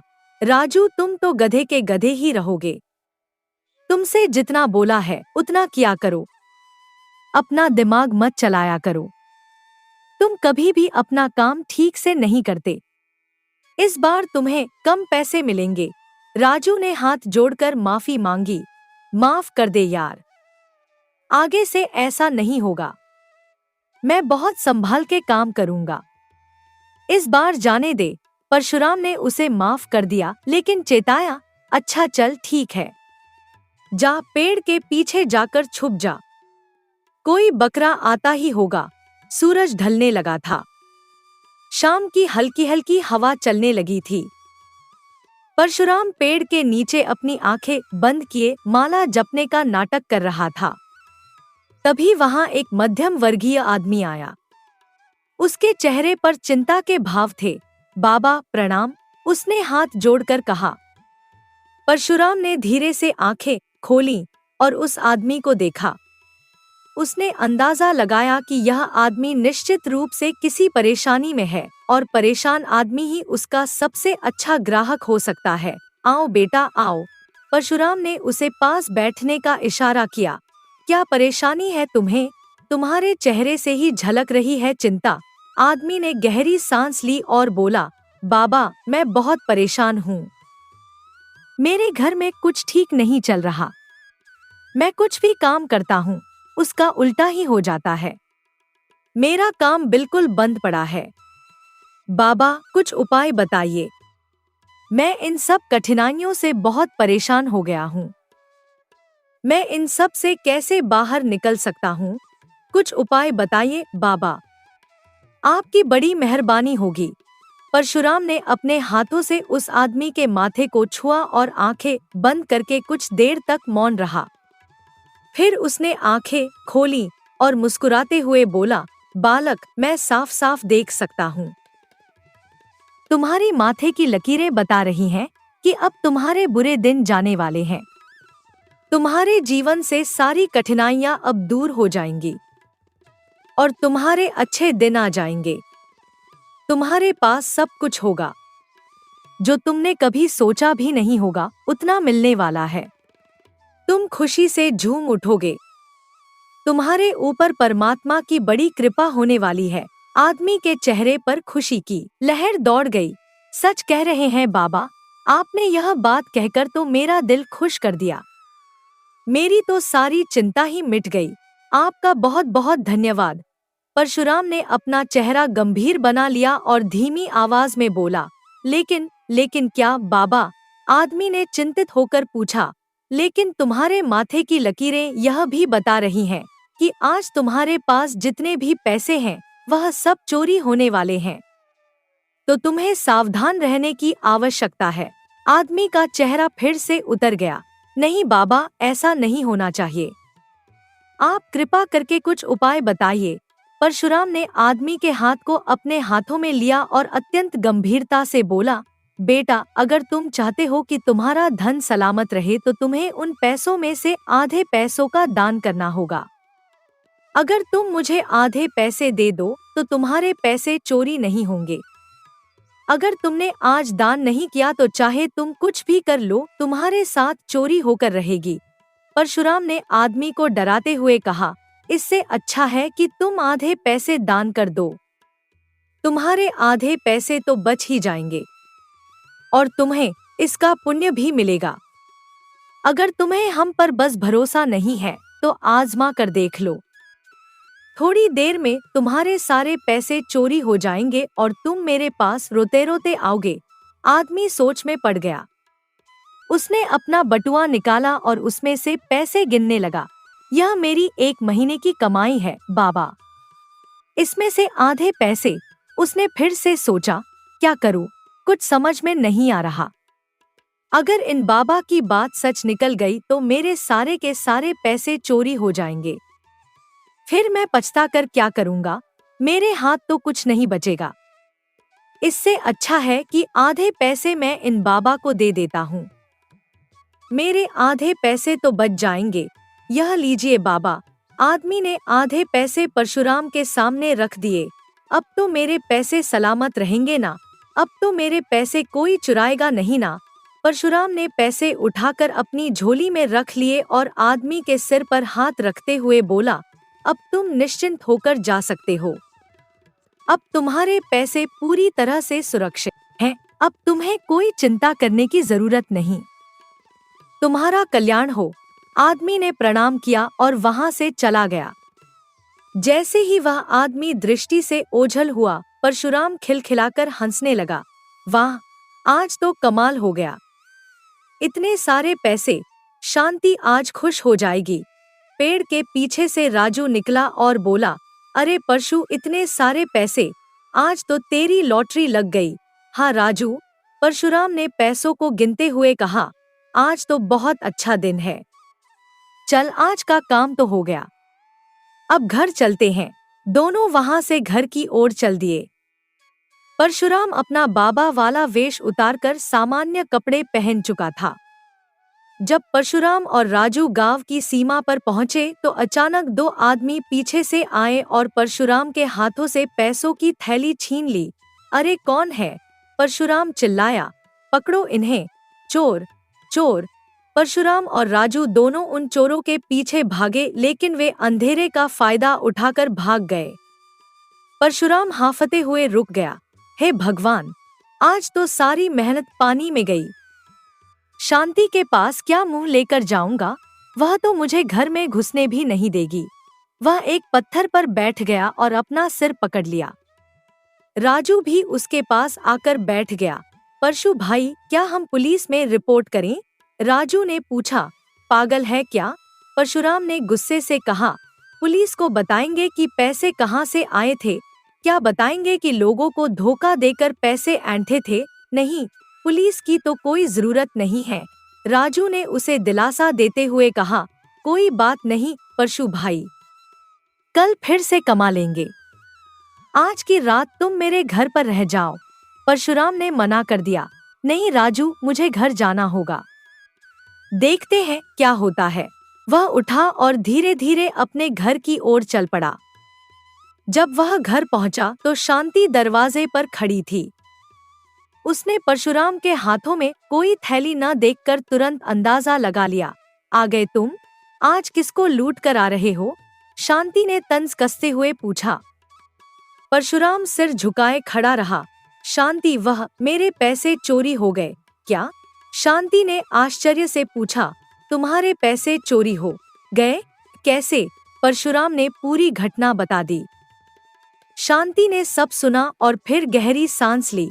देखा, मैं आपको कितना कहती थी, लेकिन आपने मेरी बात नहीं मानी। शांति ने कहा। आपके साथ तो ऐसा ही होना चाहिए। भगवान आप जैसे लोगों का कभी साथ नहीं देते। अब आपको पता चला, कर्मों की सजा एक दिन जरूर मिलती है। आप अपने कर्मों से भाग नहीं सकते। अगर बुरे कर्म करोगे तो उसकी सजा जरूर मिलकर रहेगी। आज आपके साथ जो कुछ भी हुआ है वह आपके कर्मों का ही नतीजा है। परशुराम के आंखों में आंसू आ गए। वह शांति के पैरों में गिर पड़ा। हाँ शांति, मुझे बहुत बड़ी गलती हो गई। मुझे तुम्हारी बात मान लेनी चाहिए थी। मुझे माफ कर दो शांति। मेरी मदद करो। इस बार मेरी मदद कर दो शांति। मैं आगे से ऐसा कुछ भी नहीं करूंगा। मैं कसम खाता हूँ। मैं वादा करता हूँ शांति। आज के बाद मैं ईमानदारी का काम करूंगा। मैं तुम्हें किसी बात की कोई शिकायत नहीं होने दूंगा। लेकिन इस बार आखिरी बार मेरी सहायता कर दो। शांति ने उसे उठाया और कहा। अब इसमें मैं क्या कर सकती हूँ? मेरे पास इतने पैसे नहीं हैं। आपने किया है तो आप ही देखो। मैं इसमें कुछ नहीं कर सकती। अब जो होगा वह देखा जाएगा। अगले दिन परशुराम फिर से बरगद के पेड़ के नीचे बाबा का वेश धारण करके बैठा था। वह बहुत चिंतित था, क्योंकि आज उसे किसी भी हाल में पैसे कमाने थे, वरना घर में खाने के लिए भी कुछ नहीं बचेगा। तभी उसे दूर से वही आदमी आता दिखाई दिया जिसने कल उसे आधे पैसे दिए थे। वह तेज कदमों से सीधा परशुराम की ओर आ रहा था। परशुराम घबरा गया। कहीं यह मुझे पहचान तो नहीं गया? अगर इसने मुझे पहचान लिया तो मुसीबत हो जाएगी। आदमी परशुराम के पास आ गया और बोला। अरे भाई, तुमने किसी बाबा को देखा है जो रोज यहाँ आकर बैठते थे? आज वह कहीं दिखाई नहीं दे रहे। अब तक आए नहीं क्या? परशुराम ने सोचा कि इस आदमी ने उसे नहीं पहचाना है। उसने सोचा कि अगर वह खुद को बाबा बताता है तो यह आदमी उससे अपने पैसे मांगेगा। पर अगर वह कहे कि वह बाबा नहीं है तो शायद यह आदमी चला जाए। परशुराम ने जल्दी से फैसला किया। अरे भाई, मैं ही वह बाबा हूँ। परशुराम ने कहा, यह सोचकर कि शायद वह आदमी उसके पास और पैसे लेकर आया होगा। क्या? आदमी ने आश्चर्य से कहा, तुम बाबा हो, इसका मतलब मेरे गहने तुम्हारे पास हैं। परशुराम अब चौंक गया। गहने? कौन से गहने? मैं समझा नहीं। तभी परशुराम को ध्यान आया कि वह आदमी दूसरा आदमी है जिसे वह नहीं जानता। उसने गलती कर दी थी। यह आदमी तो किसी और बाबा के बारे में पूछ रहा था। अरे तुम पहचान गए? आदमी ने मुस्कुराते हुए कहा, मैं तो मजाक कर रहा था। मैं तुम्हें अच्छी तरह से जानता हूँ। तुम ही वह बाबा हो जिन्होंने कल मुझसे कहा था कि मेरे बुरे दिन जाने वाले हैं और अच्छे दिन आने वाले हैं। और फिर तुमने मुझे डरा धमका कर मेरे आधे पैसे ले लिए थे। परशुराम ने इनकार किया, नहीं भाई, मैं तुम्हें पहचानता नहीं। तुम गलत आदमी के पास आ गए हो। मैं गलत नहीं हूँ। आदमी ने अपना बटुआ निकालते हुए दिखाया, देखो मेरा बटुआ चोरी हो गया। तुमने कहा था कि अगर मैं तुम्हें आधे पैसे दे दूंगा तो बाकी पैसे सुरक्षित रहेंगे, लेकिन तुमने झूठ बोला। मेरे पैसे भी चोरी हो गए। परशुराम ने अपना चेहरा बनावटी क्रोध से लाल कर लिया और बोला, मैंने तुम्हें बोला ना कि मैं तुम्हें नहीं पहचानता। अब निकलो यहाँ से, नहीं तो मैं तुम्हें श्राप दे दूंगा। आदमी ने गुस्से से मुट्ठी तान ली, झूठे पाखंडी बाबा, मैं तुम्हें छोड़ूंगा नहीं। अभी तो मैं जा रहा हूँ, लेकिन मैं तुम्हें सबक सिखा कर रहूंगा। वह आदमी वहां से चला गया। परशुराम ने राहत की सांस ली, बच गया। वह अब अपने पैसे वापस लेने भी नहीं आएगा। तभी पेड़ के पीछे से राजू निकला और बोला, अरे परशु के बच्चे, बाहर निकल। तुम्हें क्या जरूरत थी उस आदमी का बटुआ चुराने की? मैंने उससे आधे पैसे लिए थे ना। तू मेरे पीठ पीछे यह भी सब काम करने लग गया। परशुराम ने आश्चर्य से राजू को देखा। क्या मतलब? मैंने तो उसका बटुआ नहीं चुराया। अगर मैंने तुम्हें पैसे चुराने के लिए बोला ही नहीं तो तुमने उसके पैसे क्यों चुराए? राजू ने परशुराम के कॉलर पकड़ लिया। तुम्हें मैंने कितनी बार कहा है, जितना कहा है उतना ही काम किया करो, अपने मन से मत किया करो। तुम्हारी वजह से आज मैं बहुत बुरी तरह से फंसता फंसता बचा हूँ। वह तो अच्छा हुआ कि मैंने उसे किसी बहाने से यहाँ से भेज दिया और उसे पहचानने से मना कर दिया। तुम तो किसी दिन मुझे बुरी तरह से पिटवा कर रहोगे। परशुराम हक्का बक्का रह गया। अरे राजू भाई, मैंने कोई चोरी नहीं की। कल तो मैं यही नींद आने की वजह से सो गया था। मुझे तो कुछ भी पता नहीं। तुम किस आदमी की बात कर रहे हो और उस आदमी से पैसे लिए या न लिए मुझे वह भी नहीं पता। राजू ने परशुराम का गिरेबान छोड़ दिया और उसे घूरने लगा। राजू, सच सच बोल। मैं अच्छे से जानता हूँ कि तूने ही वह पैसे चुराए होंगे। अरे परशु भाई, मैं अपनी माँ की कसम खाकर कहता हूँ, मैंने सचमुच उस आदमी के पैसे नहीं चुराए। परशुराम सोच में पड़ गया।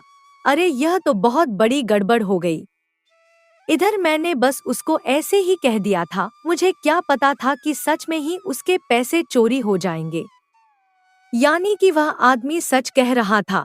तभी वहां से एक आदमी गुजरा जो परशुराम को देखकर रुक गया। अरे भाई, क्या हुआ? तुम इतने परेशान क्यों लग रहे हो? उसने परशुराम से पूछा। परशुराम ने गुस्से से कहा, तुम्हें उससे मतलब? तुम अपना काम करो ना, जान ना पहचान। तुम्हें क्या जरूरत है किसी के फटे में टांग अड़ाने की? मैं मेरा देख लूंगा। आदमी ने माफी मांगी। अरे भाई, इतना गुस्सा क्यों कर रहे हो? मैं तो बस ऐसे ही तुम्हें परेशान देखकर पूछ लिया था। परशुराम ने शर्मिंदा होकर कहा, माफ करना भाई, मैं ज्यादा गुस्से में था। दरअसल मैं बहुत ज्यादा परेशानी में था, इसलिए तुमसे ऐसी बात कर ली। मैं माफी चाहता हूँ। अरे भाई, कोई बात नहीं। आदमी ने परशुराम के कंधे पर हाथ रखते हुए कहा, तुम मुझे अपनी परेशानी बता सकते हो।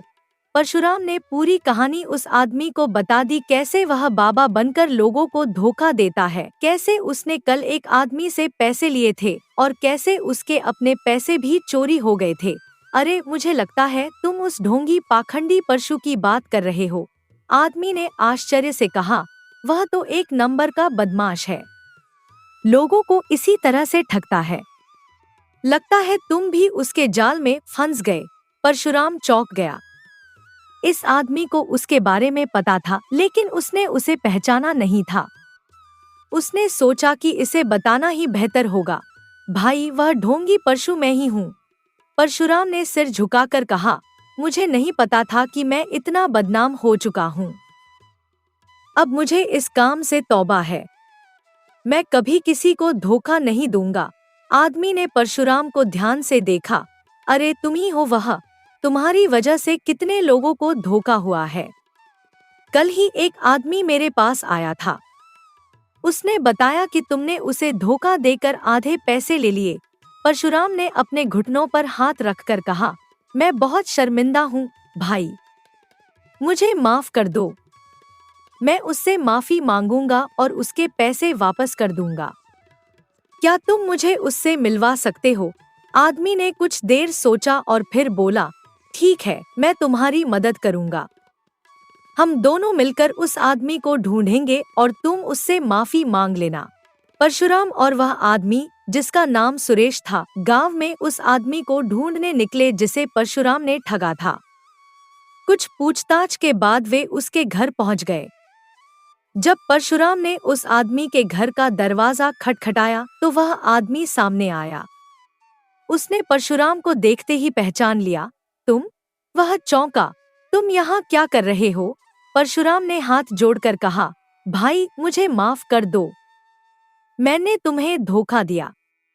मैंने तुम्हारे पैसे लिए और तुम्हें झूठा आश्वासन दिया कि तुम्हारे बाकी पैसे सुरक्षित रहेंगे। लेकिन मेरे साथ भी वही हुआ। मेरे सारे पैसे भी चोरी हो गए। मैं आज यहाँ आया हूँ तुमसे माफी मांगने और तुम्हारे पैसे लौटाने। परशुराम ने अपनी जेब से कुछ पैसे निकाले जो उसने शांति से उधार लिए थे। यह लो तुम्हारे पैसे, मुझे माफ कर दो। आदमी ने पैसे लिए और परशुराम को देखा। तुमने मुझे धोखा दिया था, लेकिन तुम आज सच्चाई के साथ आए हो और माफी मांग रहे हो। इसके लिए मैं तुम्हें माफ करता हूँ। तभी वहां पर एक और आदमी आया। परशुराम ने उसे देखकर चौंक गया।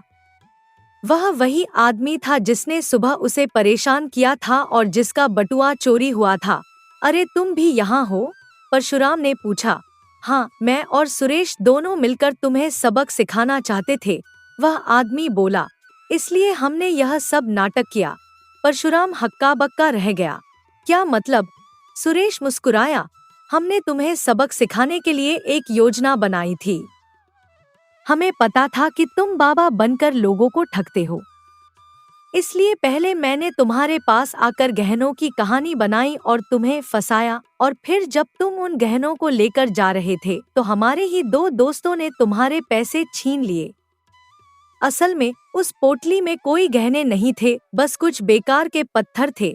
परशुराम का मुंह खुला का खुला रह गया। तो वे चोर?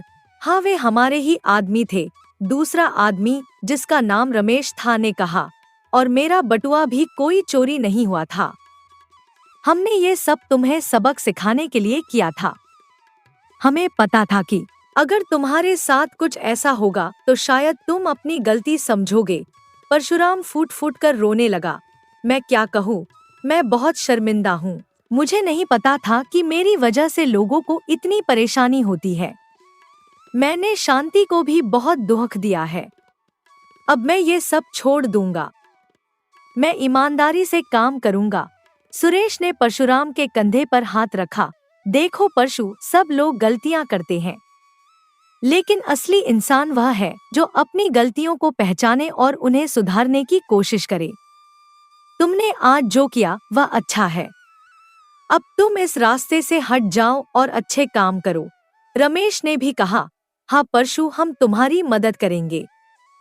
मेरी दुकान पर काम है, तुम वहाँ काम कर सकते हो।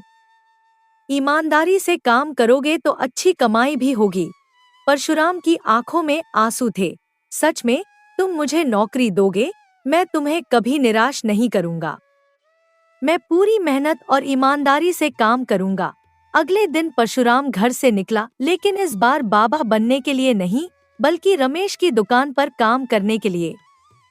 शांति ने उसे दरवाजे पर रोका और पूछा, क्या सच में तुम अब ईमानदारी से काम करोगे? या फिर से वही ढोंग?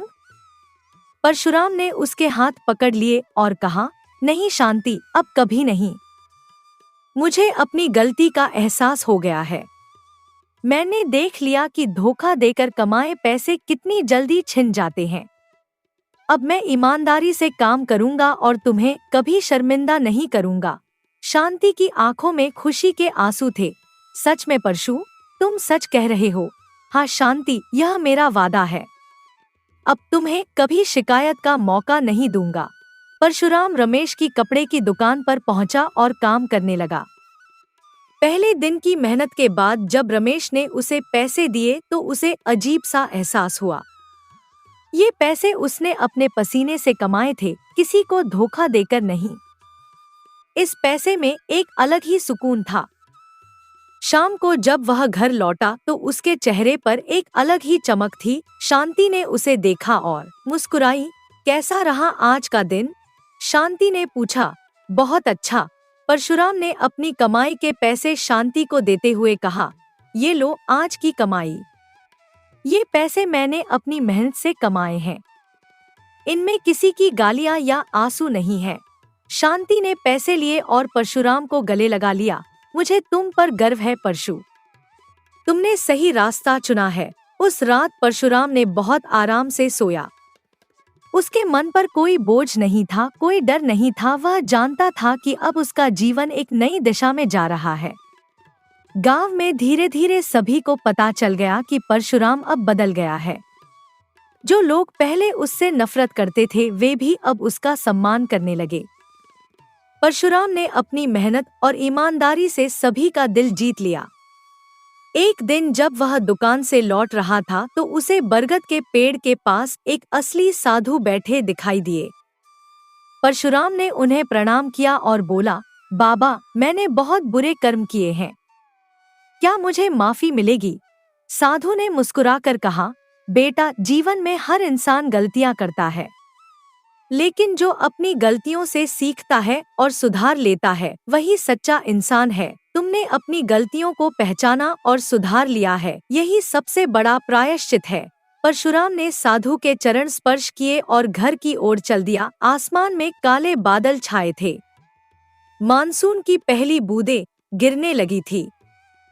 यह बरसात सिर्फ धरती की प्यास ही नहीं बुझाने वाली थी, बल्कि परशुराम के जीवन में एक नए अध्याय की शुरुआत भी थी। ईमानदारी, मेहनत और सच्चाई के मार्ग पर चलने का अध्याय। दोस्तों, एक और नई कहानी की ओर बढ़ने से पहले प्लीज इस वीडियो को लाइक करके चैनल को सब्सक्राइब कर लीजिए। तो शुरू करते हैं एक और नई कहानी। पंढरपुर गांव के पूरब की ओर एक छोटी सी झोपड़ी में रूपा अपनी दादी धनी के साथ रहती थी। झोपड़ी भले ही छोटी थी, पर आंगन में फैली फूलों की क्यारियां और टाके हुए रंग बिरंगे पर्दे उसे जीवंत बनाते थे। बरसात के मौसम में छत से टपकते पानी के लिए दादी ने जगह जगह बर्तन रख छोड़े थे, जिन्हें रूपा कभी कभार खेल खेल में बदल देती। जब रूपा मात्र 2 वर्ष की थी तब पंढरपुर में भयानक भूचाल आया था। उस प्राकृतिक आपदा ने रूपा के माता पिता को उससे छीन लिया था। तब से दादी धनी ने ही रूपा का पालन पोषण किया था। दादी धनी बुजुर्ग थी। उनके चेहरे पर जीवन के अनुभवों की गहरी लकीरें थी, पर उनकी आंखों में अब भी वही चमक थी जो कभी जवानी में रही होगी। एक सुबह सूरज की किरणें झोपड़ी की खिड़की से झांक रही थी। रूपा आंगन में रखी खाट पर सूख रहे पापड़ों को हवा दे रही थी। दादी, रूपा ने उत्साह से आवाज लगाई, आज तो मैं भी आपके साथ पापड़ बेचने जरूर आऊंगी। दादी रसोई से निकल कर आई। हाथों में आटे के निशान अभी भी ताजे थे। अच्छा मेरी प्यारी बच्ची, वे प्यार से मुस्कुराईं। पहले जो पापड़ सूख गए हैं उन्हें इकट्ठा तो कर ले एक थैले में। जल्दी कर, फिर हम दोनों खाना खाकर निकल जाएंगे। जी दादी, रूपा ने झट से कहा और पापड़ों की ओर बढ़ गई। वह एक एक करके पापड़ों को देखती, जो सूखे लगते उन्हें सावधानी से एक थैली में रखती। काम करते करते उसके मन में विचार आया, बेचारी दादी इतने सालों से लोगों से मांग मांग कर लाए अनाज से पापड़ बनाती हैं और मेरी पढ़ाई का खर्च उठाती हैं। दादी के लिए मुझे कुछ करना चाहिए। उसी समय दादी की आवाज आई, रूपा, ए रूपा, चल जल्दी, रोटी ठंडी हो जाएगी, उससे पहले खाना खा लें। आई दादी, बस आई, रूपा ने जवाब दिया। रूपा ने पापड़ों का थैला एक तरफ रखा और कुछ अधसूखे पापड़ अलग कर दिए। बचपन से ही दादी ने अकेले रूपा को बड़ा किया था, इसलिए रूपा अपनी दादी की हर बात मानती थी। उसके लिए दादी ही उसकी दुनिया थी। दोपहर के समय दादी और रूपा गांव की गलियों से होकर गुजर रही थी। दादी ने पापड़ों का थैला कंधे पर लटकाया था, जबकि रूपा उनका हाथ थामे हुए थी। बेटा, दादी ने अचानक पूछा, तुझे पता है ना हम पापड़ कितने पैसों में बेचते हैं? नहीं दादी, लेकिन जैसा आप कहेंगी मैं वैसा ही करूंगी, रूपा ने मासूमियत से कहा। दादी मुस्कुरा दी। हम 2 रुपए में एक पापड़ बेचते हैं बेटा। अच्छा, ऐसा है, रूपा ने आश्चर्य से कहा। मैंने अभी गिने हैं, 39 पापड़ हुए हैं। तो बताओ कितने रुपए हुए? 78 रुपए हुए दादी, रूपा ने तुरंत जवाब दिया। वाह मेरी बच्ची, दादी ने प्यार से रूपा के सिर पर हाथ फेरते हुए कहा। जितनी सुंदर और सुशील है उतनी ही होशियार भी। दादी को अपनी पोती पर बहुत गर्व था। काम करने की कोई आलस नहीं, पढ़ाई लिखाई में होशियार और संस्कारों से भरपूर यह लड़की दादी के जीवन का एकमात्र सहारा थी। वे दोनों नदी के किनारे से होकर गुजर रही थी, जब अचानक रूपा की नजर नदी के पास जमे दलदल में फंसी एक छोटी सी बछड़ी पर पड़ी। अरे दादी, वो देखिए, रूपा ने चिल्लाकर कहा और बछड़ी की ओर इशारा किया। वो बेचारी बछड़ी अकेली लगती है, दलदल में फंस गई है। बेटा, वो सचमुच दलदल में फंस गई है, दादी ने चिंता से कहा। उसे निकालना पड़ेगा, नहीं तो मर जाएगी। पापड़ का थैला नीचे रखकर दोनों दौड़कर वहां पहुंची और बछड़ी को बाहर निकालने की कोशिश करने लगी। बड़ी मुश्किल से दोनों ने बछड़ी को उठाकर बाहर निकाला। इस प्रक्रिया में उनके कपड़े कीचड़ से सन गए थे। अरे तू ठीक तो है? रूपा ने बछड़ी से पूछा, जो अब बड़ी मुश्किल से सांस ले पा रही थी। बस थक गई है बेटा, दादी ने समझाया। देखो, हमारे कपड़े भी गंदे हो गए हैं। चलो घर चलते हैं। रूपा और दादी एक दूसरे की ओर देखकर हंसने लगी और घर की ओर चल पड़ी। रास्ते में दादी ने कहा, बेटा कल 2 गुना पापड़ बेचने पड़ेंगे। उनके आश्चर्य की सीमा न रही जब उन्होंने देखा कि बछड़ी उनके पीछे पीछे चली आ रही थी। अरे दादी, ये तो घर तक हमारे पीछे पीछे आ गई, रूपा ने कहा। बछड़ी दोनों के सामने खड़ी हो गई और उनकी ओर देखने लगी जैसे कुछ कहना चाहती हो। अरे तू तो हमारे पीछे पीछे आ गई, दादी ने कहा। सुनो, अपनी माँ के पास जाओ। दादी कुछ सोच में पड़ गईं। लगता है ये बछड़ी अपनी माँ से अलग हो गई है, उन्होंने रूपा से कहा। शायद इसकी माँ मर गई है। यही ऐसा है दादी, रूपा ने पूछा। उसकी आंखों में दया झलक रही थी। अरे जाओ तुम, दादी ने बछड़ी से कहा। हमें नहाना पड़ेगा और अब उस दलदल में मत जाना। रूपा ने एक बाल्टी से थोड़ा थोड़ा पानी बछड़ी के ऊपर डालकर उसे नहलाया। बछड़ी को पानी में नहाकर मजा आ गया और वह उछल कूद करने लगी। अब तुम जाओ, रूपा ने कहा, लेकिन उसके मन में सवाल था, पर इसकी माँ के बिना ये जीवित कैसे रहेगी? तभी उन्हें अचानक एक आवाज सुनाई दी। सुनो, मैं अकेली हूँ। काफी दिनों से अकेले भटक रही थी और उस दलदल में फंस गई थी। रूपा और दादी चौंक गईं। अरे तुम बोल भी सकती हो? रूपा ने आश्चर्य से पूछा। दादी, क्या हम इसे रख सकते हैं? रूपा ने आग्रह किया। सुनो, तुम बोल सकती हो, ये किसी को पता मत चलने देना, दादी ने बछड़ी से कहा। रूपा, तू भी किसी को मत बताना, उन्होंने अपनी पोती से कहा। हाँ दादी, ठीक है, रूपा ने वादा किया। इस तरह दादी और रूपा ने फैसला किया कि वे बछड़ी को अपने साथ ही रखेंगे। दिन बीतने लगे। रूपा अब बछड़ी को चराने ले जाने लगी थी। रोज वे दोनों गांव पार करके नदी की ओर जाते, खूब खेलते। वहां रूपा उसे नहलाती और बछड़ी को ताजी हरी घास खाने को मिलती। थोड़ी घास वे साथ भी ले आते और शाम तक घर लौट आते। रूपा ने बछड़ी का नाम लाडो रख दिया था क्योंकि वह उसकी और दादी की लाडली थी। उनके जीवन में नई खुशियां लेकर आई थी। एक दिन रूपा और लाडो नदी किनारे आए। लाडो घास खा रही थी और रूपा उसे सहला रही थी। अचानक लाडो को मस्ती चढ़ी और उसने रूपा को छोटी सी टक्कर मार दी। अच्छा, तो अब तुम ताकतवर होती जा रही हो और तुम्हें मस्ती सूझ रही है, रूपा ने खुशी से कहा। वह अपने दोनों हाथों से लाडो का माथा पकड़कर हल्का सा जोर लगाने लगी, जैसे वे दोनों कुश्ती कर रहे हों। लाडो और रूपा मस्ती करते करते नदी में अपनी परछाइयां देखने लगे। रूपा की आंखों में एक अजीब सी उदासी छा गई। तुम्हें अपने माँ बाप की याद आ रही है? लाडो ने धीरे से पूछा। हाँ, रूपा ने दर्द भरी आवाज में कहा। मैंने उन्हें देखा भी नहीं, मेरी माँ भी गुजर गई है, लाडो ने बताया। तब से मैं भटक रही थी। भगवान ने हमें मिला दिया। मैं और दादी तुमसे मिलकर कितने खुश हैं, रूपा ने लाडो के गले लगकर कहा। मुझे भी आपके प्यार ने ही फिर से जिंदा किया, लाडो ने कहा। रूपा ने लाडो की आंखों में देखा। उनमें एक अजीब सी चमक थी, जैसे वहां दूर क्षितिज पर सूरज की पहली किरणें। तुम्हारा नाम क्या होना चाहिए? रूपा ने सोचते हुए कहा। क्या मेरा नाम? लाडो ने पूछा। नहीं नहीं, मुझे सोचने दो, रूपा ने कहा। थोड़ी देर सोचकर रूपा बोली। लाडो, तुम मेरी लाडो हो। मेरे और दादी के जीवन में खुशी तुम्हारी वजह से आई है, हमारी लाडो। लाडो उछलकूद कर खुशी जाहिर करने लगी। उसी समय रूपा की दो सहेलियां सीमा और पूजा दौड़ती हुई वहां आईं। रूपा, ओ रूपा, वे चिल्लाईं। उनके चेहरों पर चिंता के भाव थे। क्या हुआ? रूपा ने घबराकर पूछा। जल्दी चल रूपा, जल्दी चल, दादी, दादी। सीमा के शब्द अटक गए। दादी क्या? रूपा ने डरते हुए पूछा। दादी को उन्हें दिल का दौरा पड़ा है, पूजा ने कहा। वे तुझे बुला रही हैं।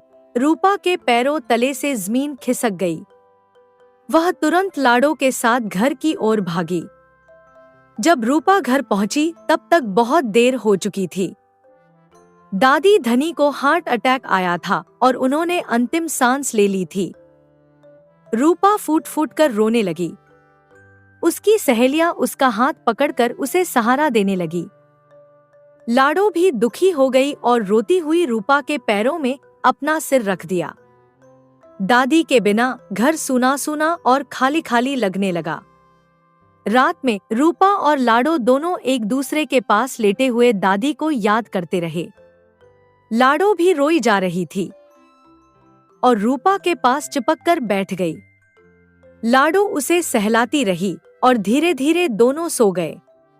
उन्हें समझ में आ गया था कि अब इस दुनिया में वे दोनों ही एक दूसरे के सहारे हैं।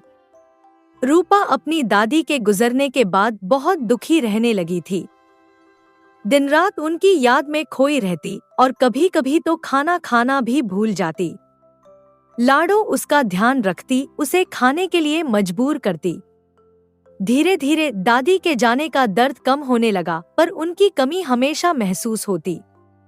रूपा ने स्कूल जाना छोड़ दिया और अपनी दादी की तरह पापड़ बनाने और बेचने का काम शुरू कर दिया।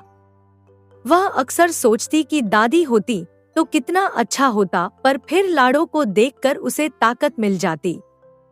5 साल बीत गए। लाडो अब एक सुंदर गाय बन गई थी। रूपा आंगन में खटिया पर पापड़ सुखा रही थी और लाडो पास में बैठी घास खा रही थी। दादी, रूपा ने आकाश की ओर देखते हुए कहा, आपके जाने के बाद कुछ अच्छा नहीं लगता। क्यों छोड़ गई आप? मम्मी पापा के बाद आप ही मेरा सब कुछ थी। उसकी आवाज सुनकर लाडो खाना छोड़कर वहां आई और रूपा को छोटी सी टक्कर मारी। रूपा का दिल रखने के लिए वह अक्सर ऐसा करती थी, ताकि दोनों की मस्तियां शुरू हो जाए। अरे लाडू, तू इतनी बड़ी हो गई है, लेकिन तेरी शैतानी अब तक नहीं गई, रूपा ने मुस्कुराते हुए कहा। लाडू फिर से उसे धक्का देती है। इतनी खूबसूरत हो गई हो, फिर भी दिन रात रोती रहती हो, ऐसे कैसे घर बसेगा? लाडो ने गंभीरता से कहा।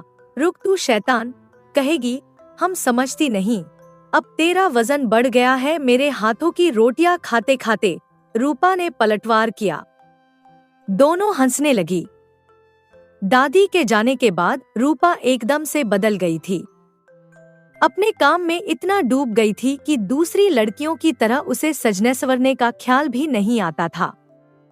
फिर भी उसका रूप मानो पिघलता सोना था, प्राकृतिक, शुद्ध और निखरा हुआ। सभी लड़कियां उससे जलती थी कि सारा दिन काम करने के बावजूद बिना श्रृंगार के भी वह इतनी खूबसूरत कैसे है।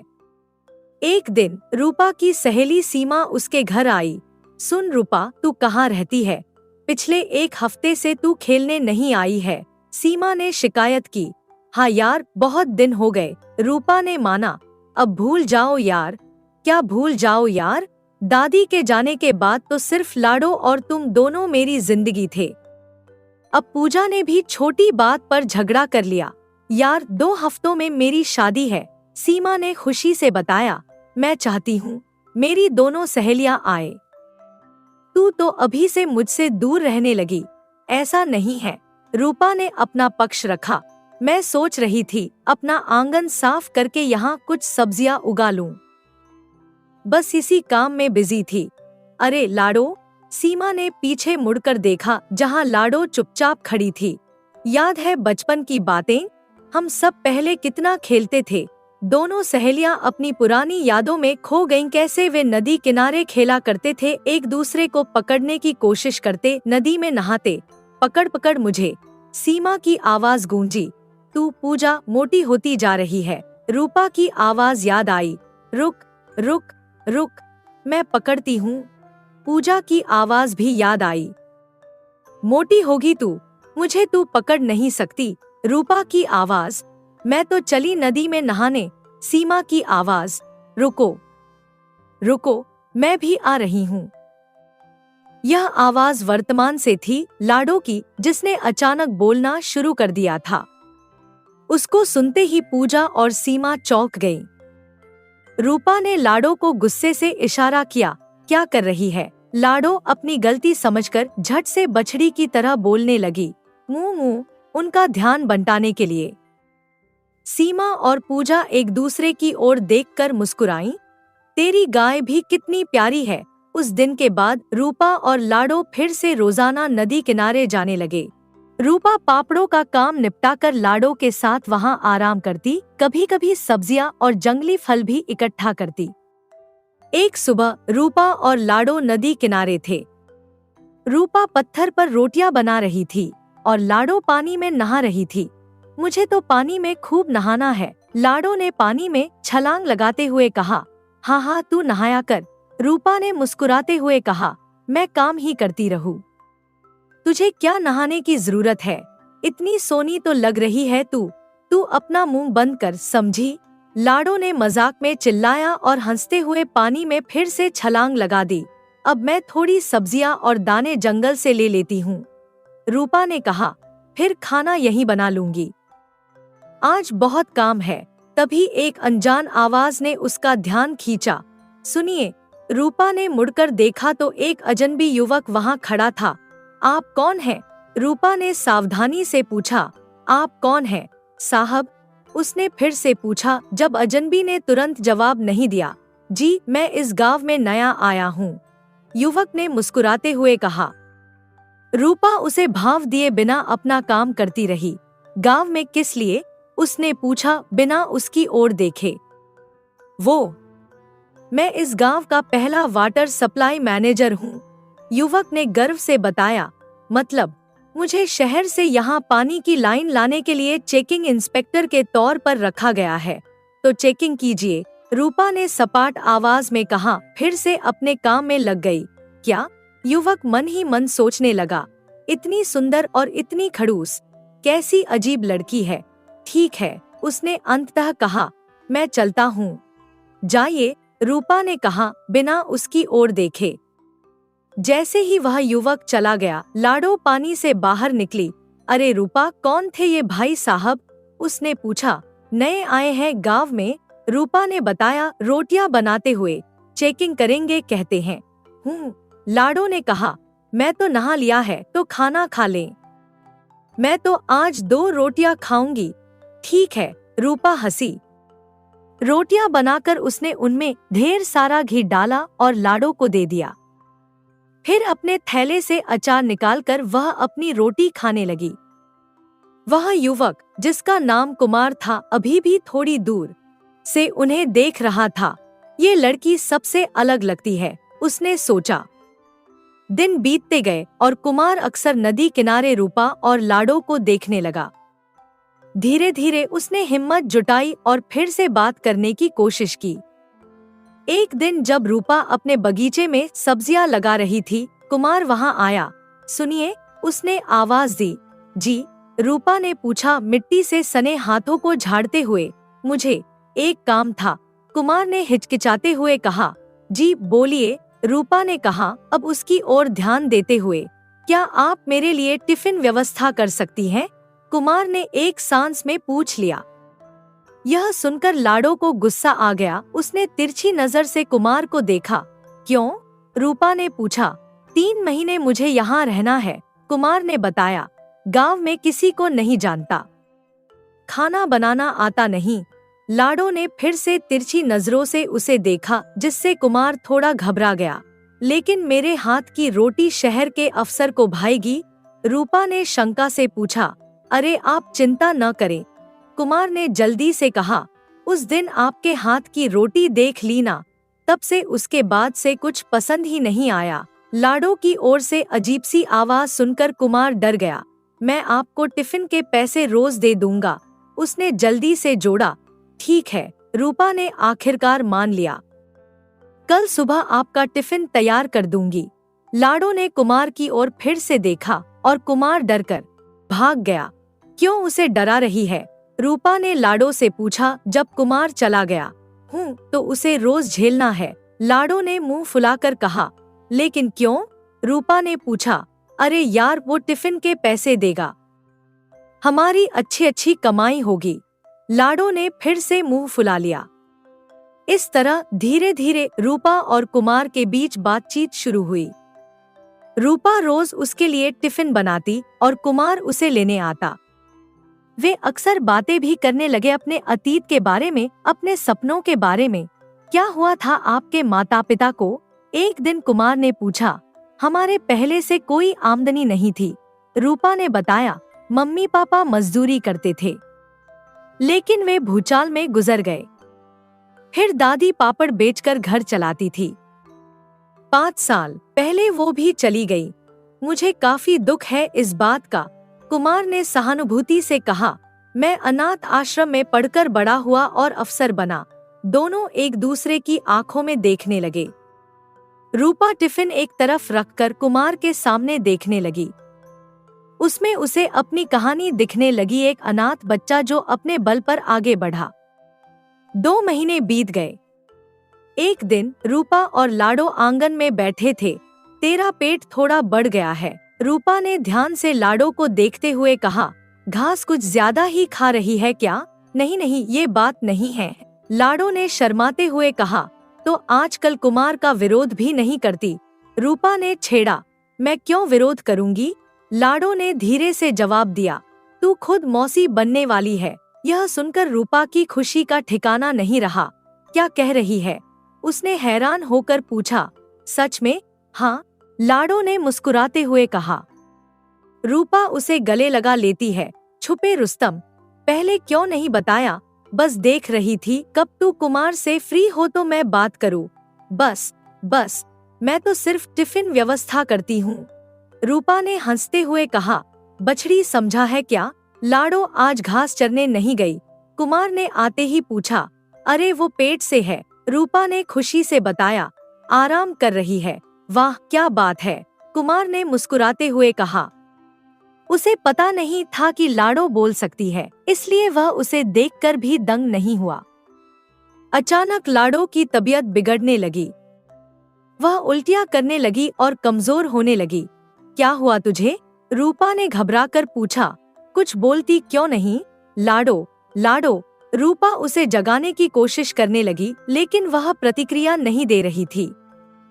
कुमार लाडो के गले में हाथ लगाकर देखता है। सुनो, उसकी आवाज भारी हो गई। लाडो लाडो नहीं रही। नहीं, ऐसा नहीं हो सकता, रूपा चीख पड़ी। हे भगवान, बेचारी ने मेरा क्या बिगाड़ा था? अपने बछड़े को जन्म देने वाली थी वो अब। कुमार रूपा को संभालने की कोशिश करता है। वह उसका हाथ पकड़कर उसे खड़ा करता है, लेकिन रूपा टूट चुकी थी। पहले माता पिता, फिर दादी और अब लाडो, उसका अकेला साथी, उसकी दोस्त, उसकी बेटी जैसी। लाडो के जाने से रूपा एकदम टूट गई। वह दिन भर रोती रही, न खाना खाया न पानी पिया। कुमार उसके पास ही रहा, उसे संभालता रहा। शाम को जब रूपा थोड़ी शांत हुई, कुमार उसके पास आया। सुनो, उसने धीरे से कहा, तुम रो मत। क्यों न रो कुमार? रूपा ने दर्द भरी आवाज में पूछा। मेरी जिंदगी ऐसे ही बीती है। पहले मम्मी पापा के बिना दादी के साथ पली बड़ी। मुश्किल से 2 सहेलियां बनी, उनमें से एक से लड़ाई हो गई, दूसरी ब्याह के चली गई। दादी और मैं अकेले थे, तब लाडो हमें मिली। दादी भी छोड़कर चली गई, अब ये लाडो भी। सुनो, कुमार ने उसका हाथ पकड़ लिया। मैं बहुत दुखी हूँ तुम्हारी हालत देखकर। मैं समझता हूँ तुम्हारा दर्द, इसीलिए मैं तुमसे एक बात कहना चाहता हूँ। क्या है?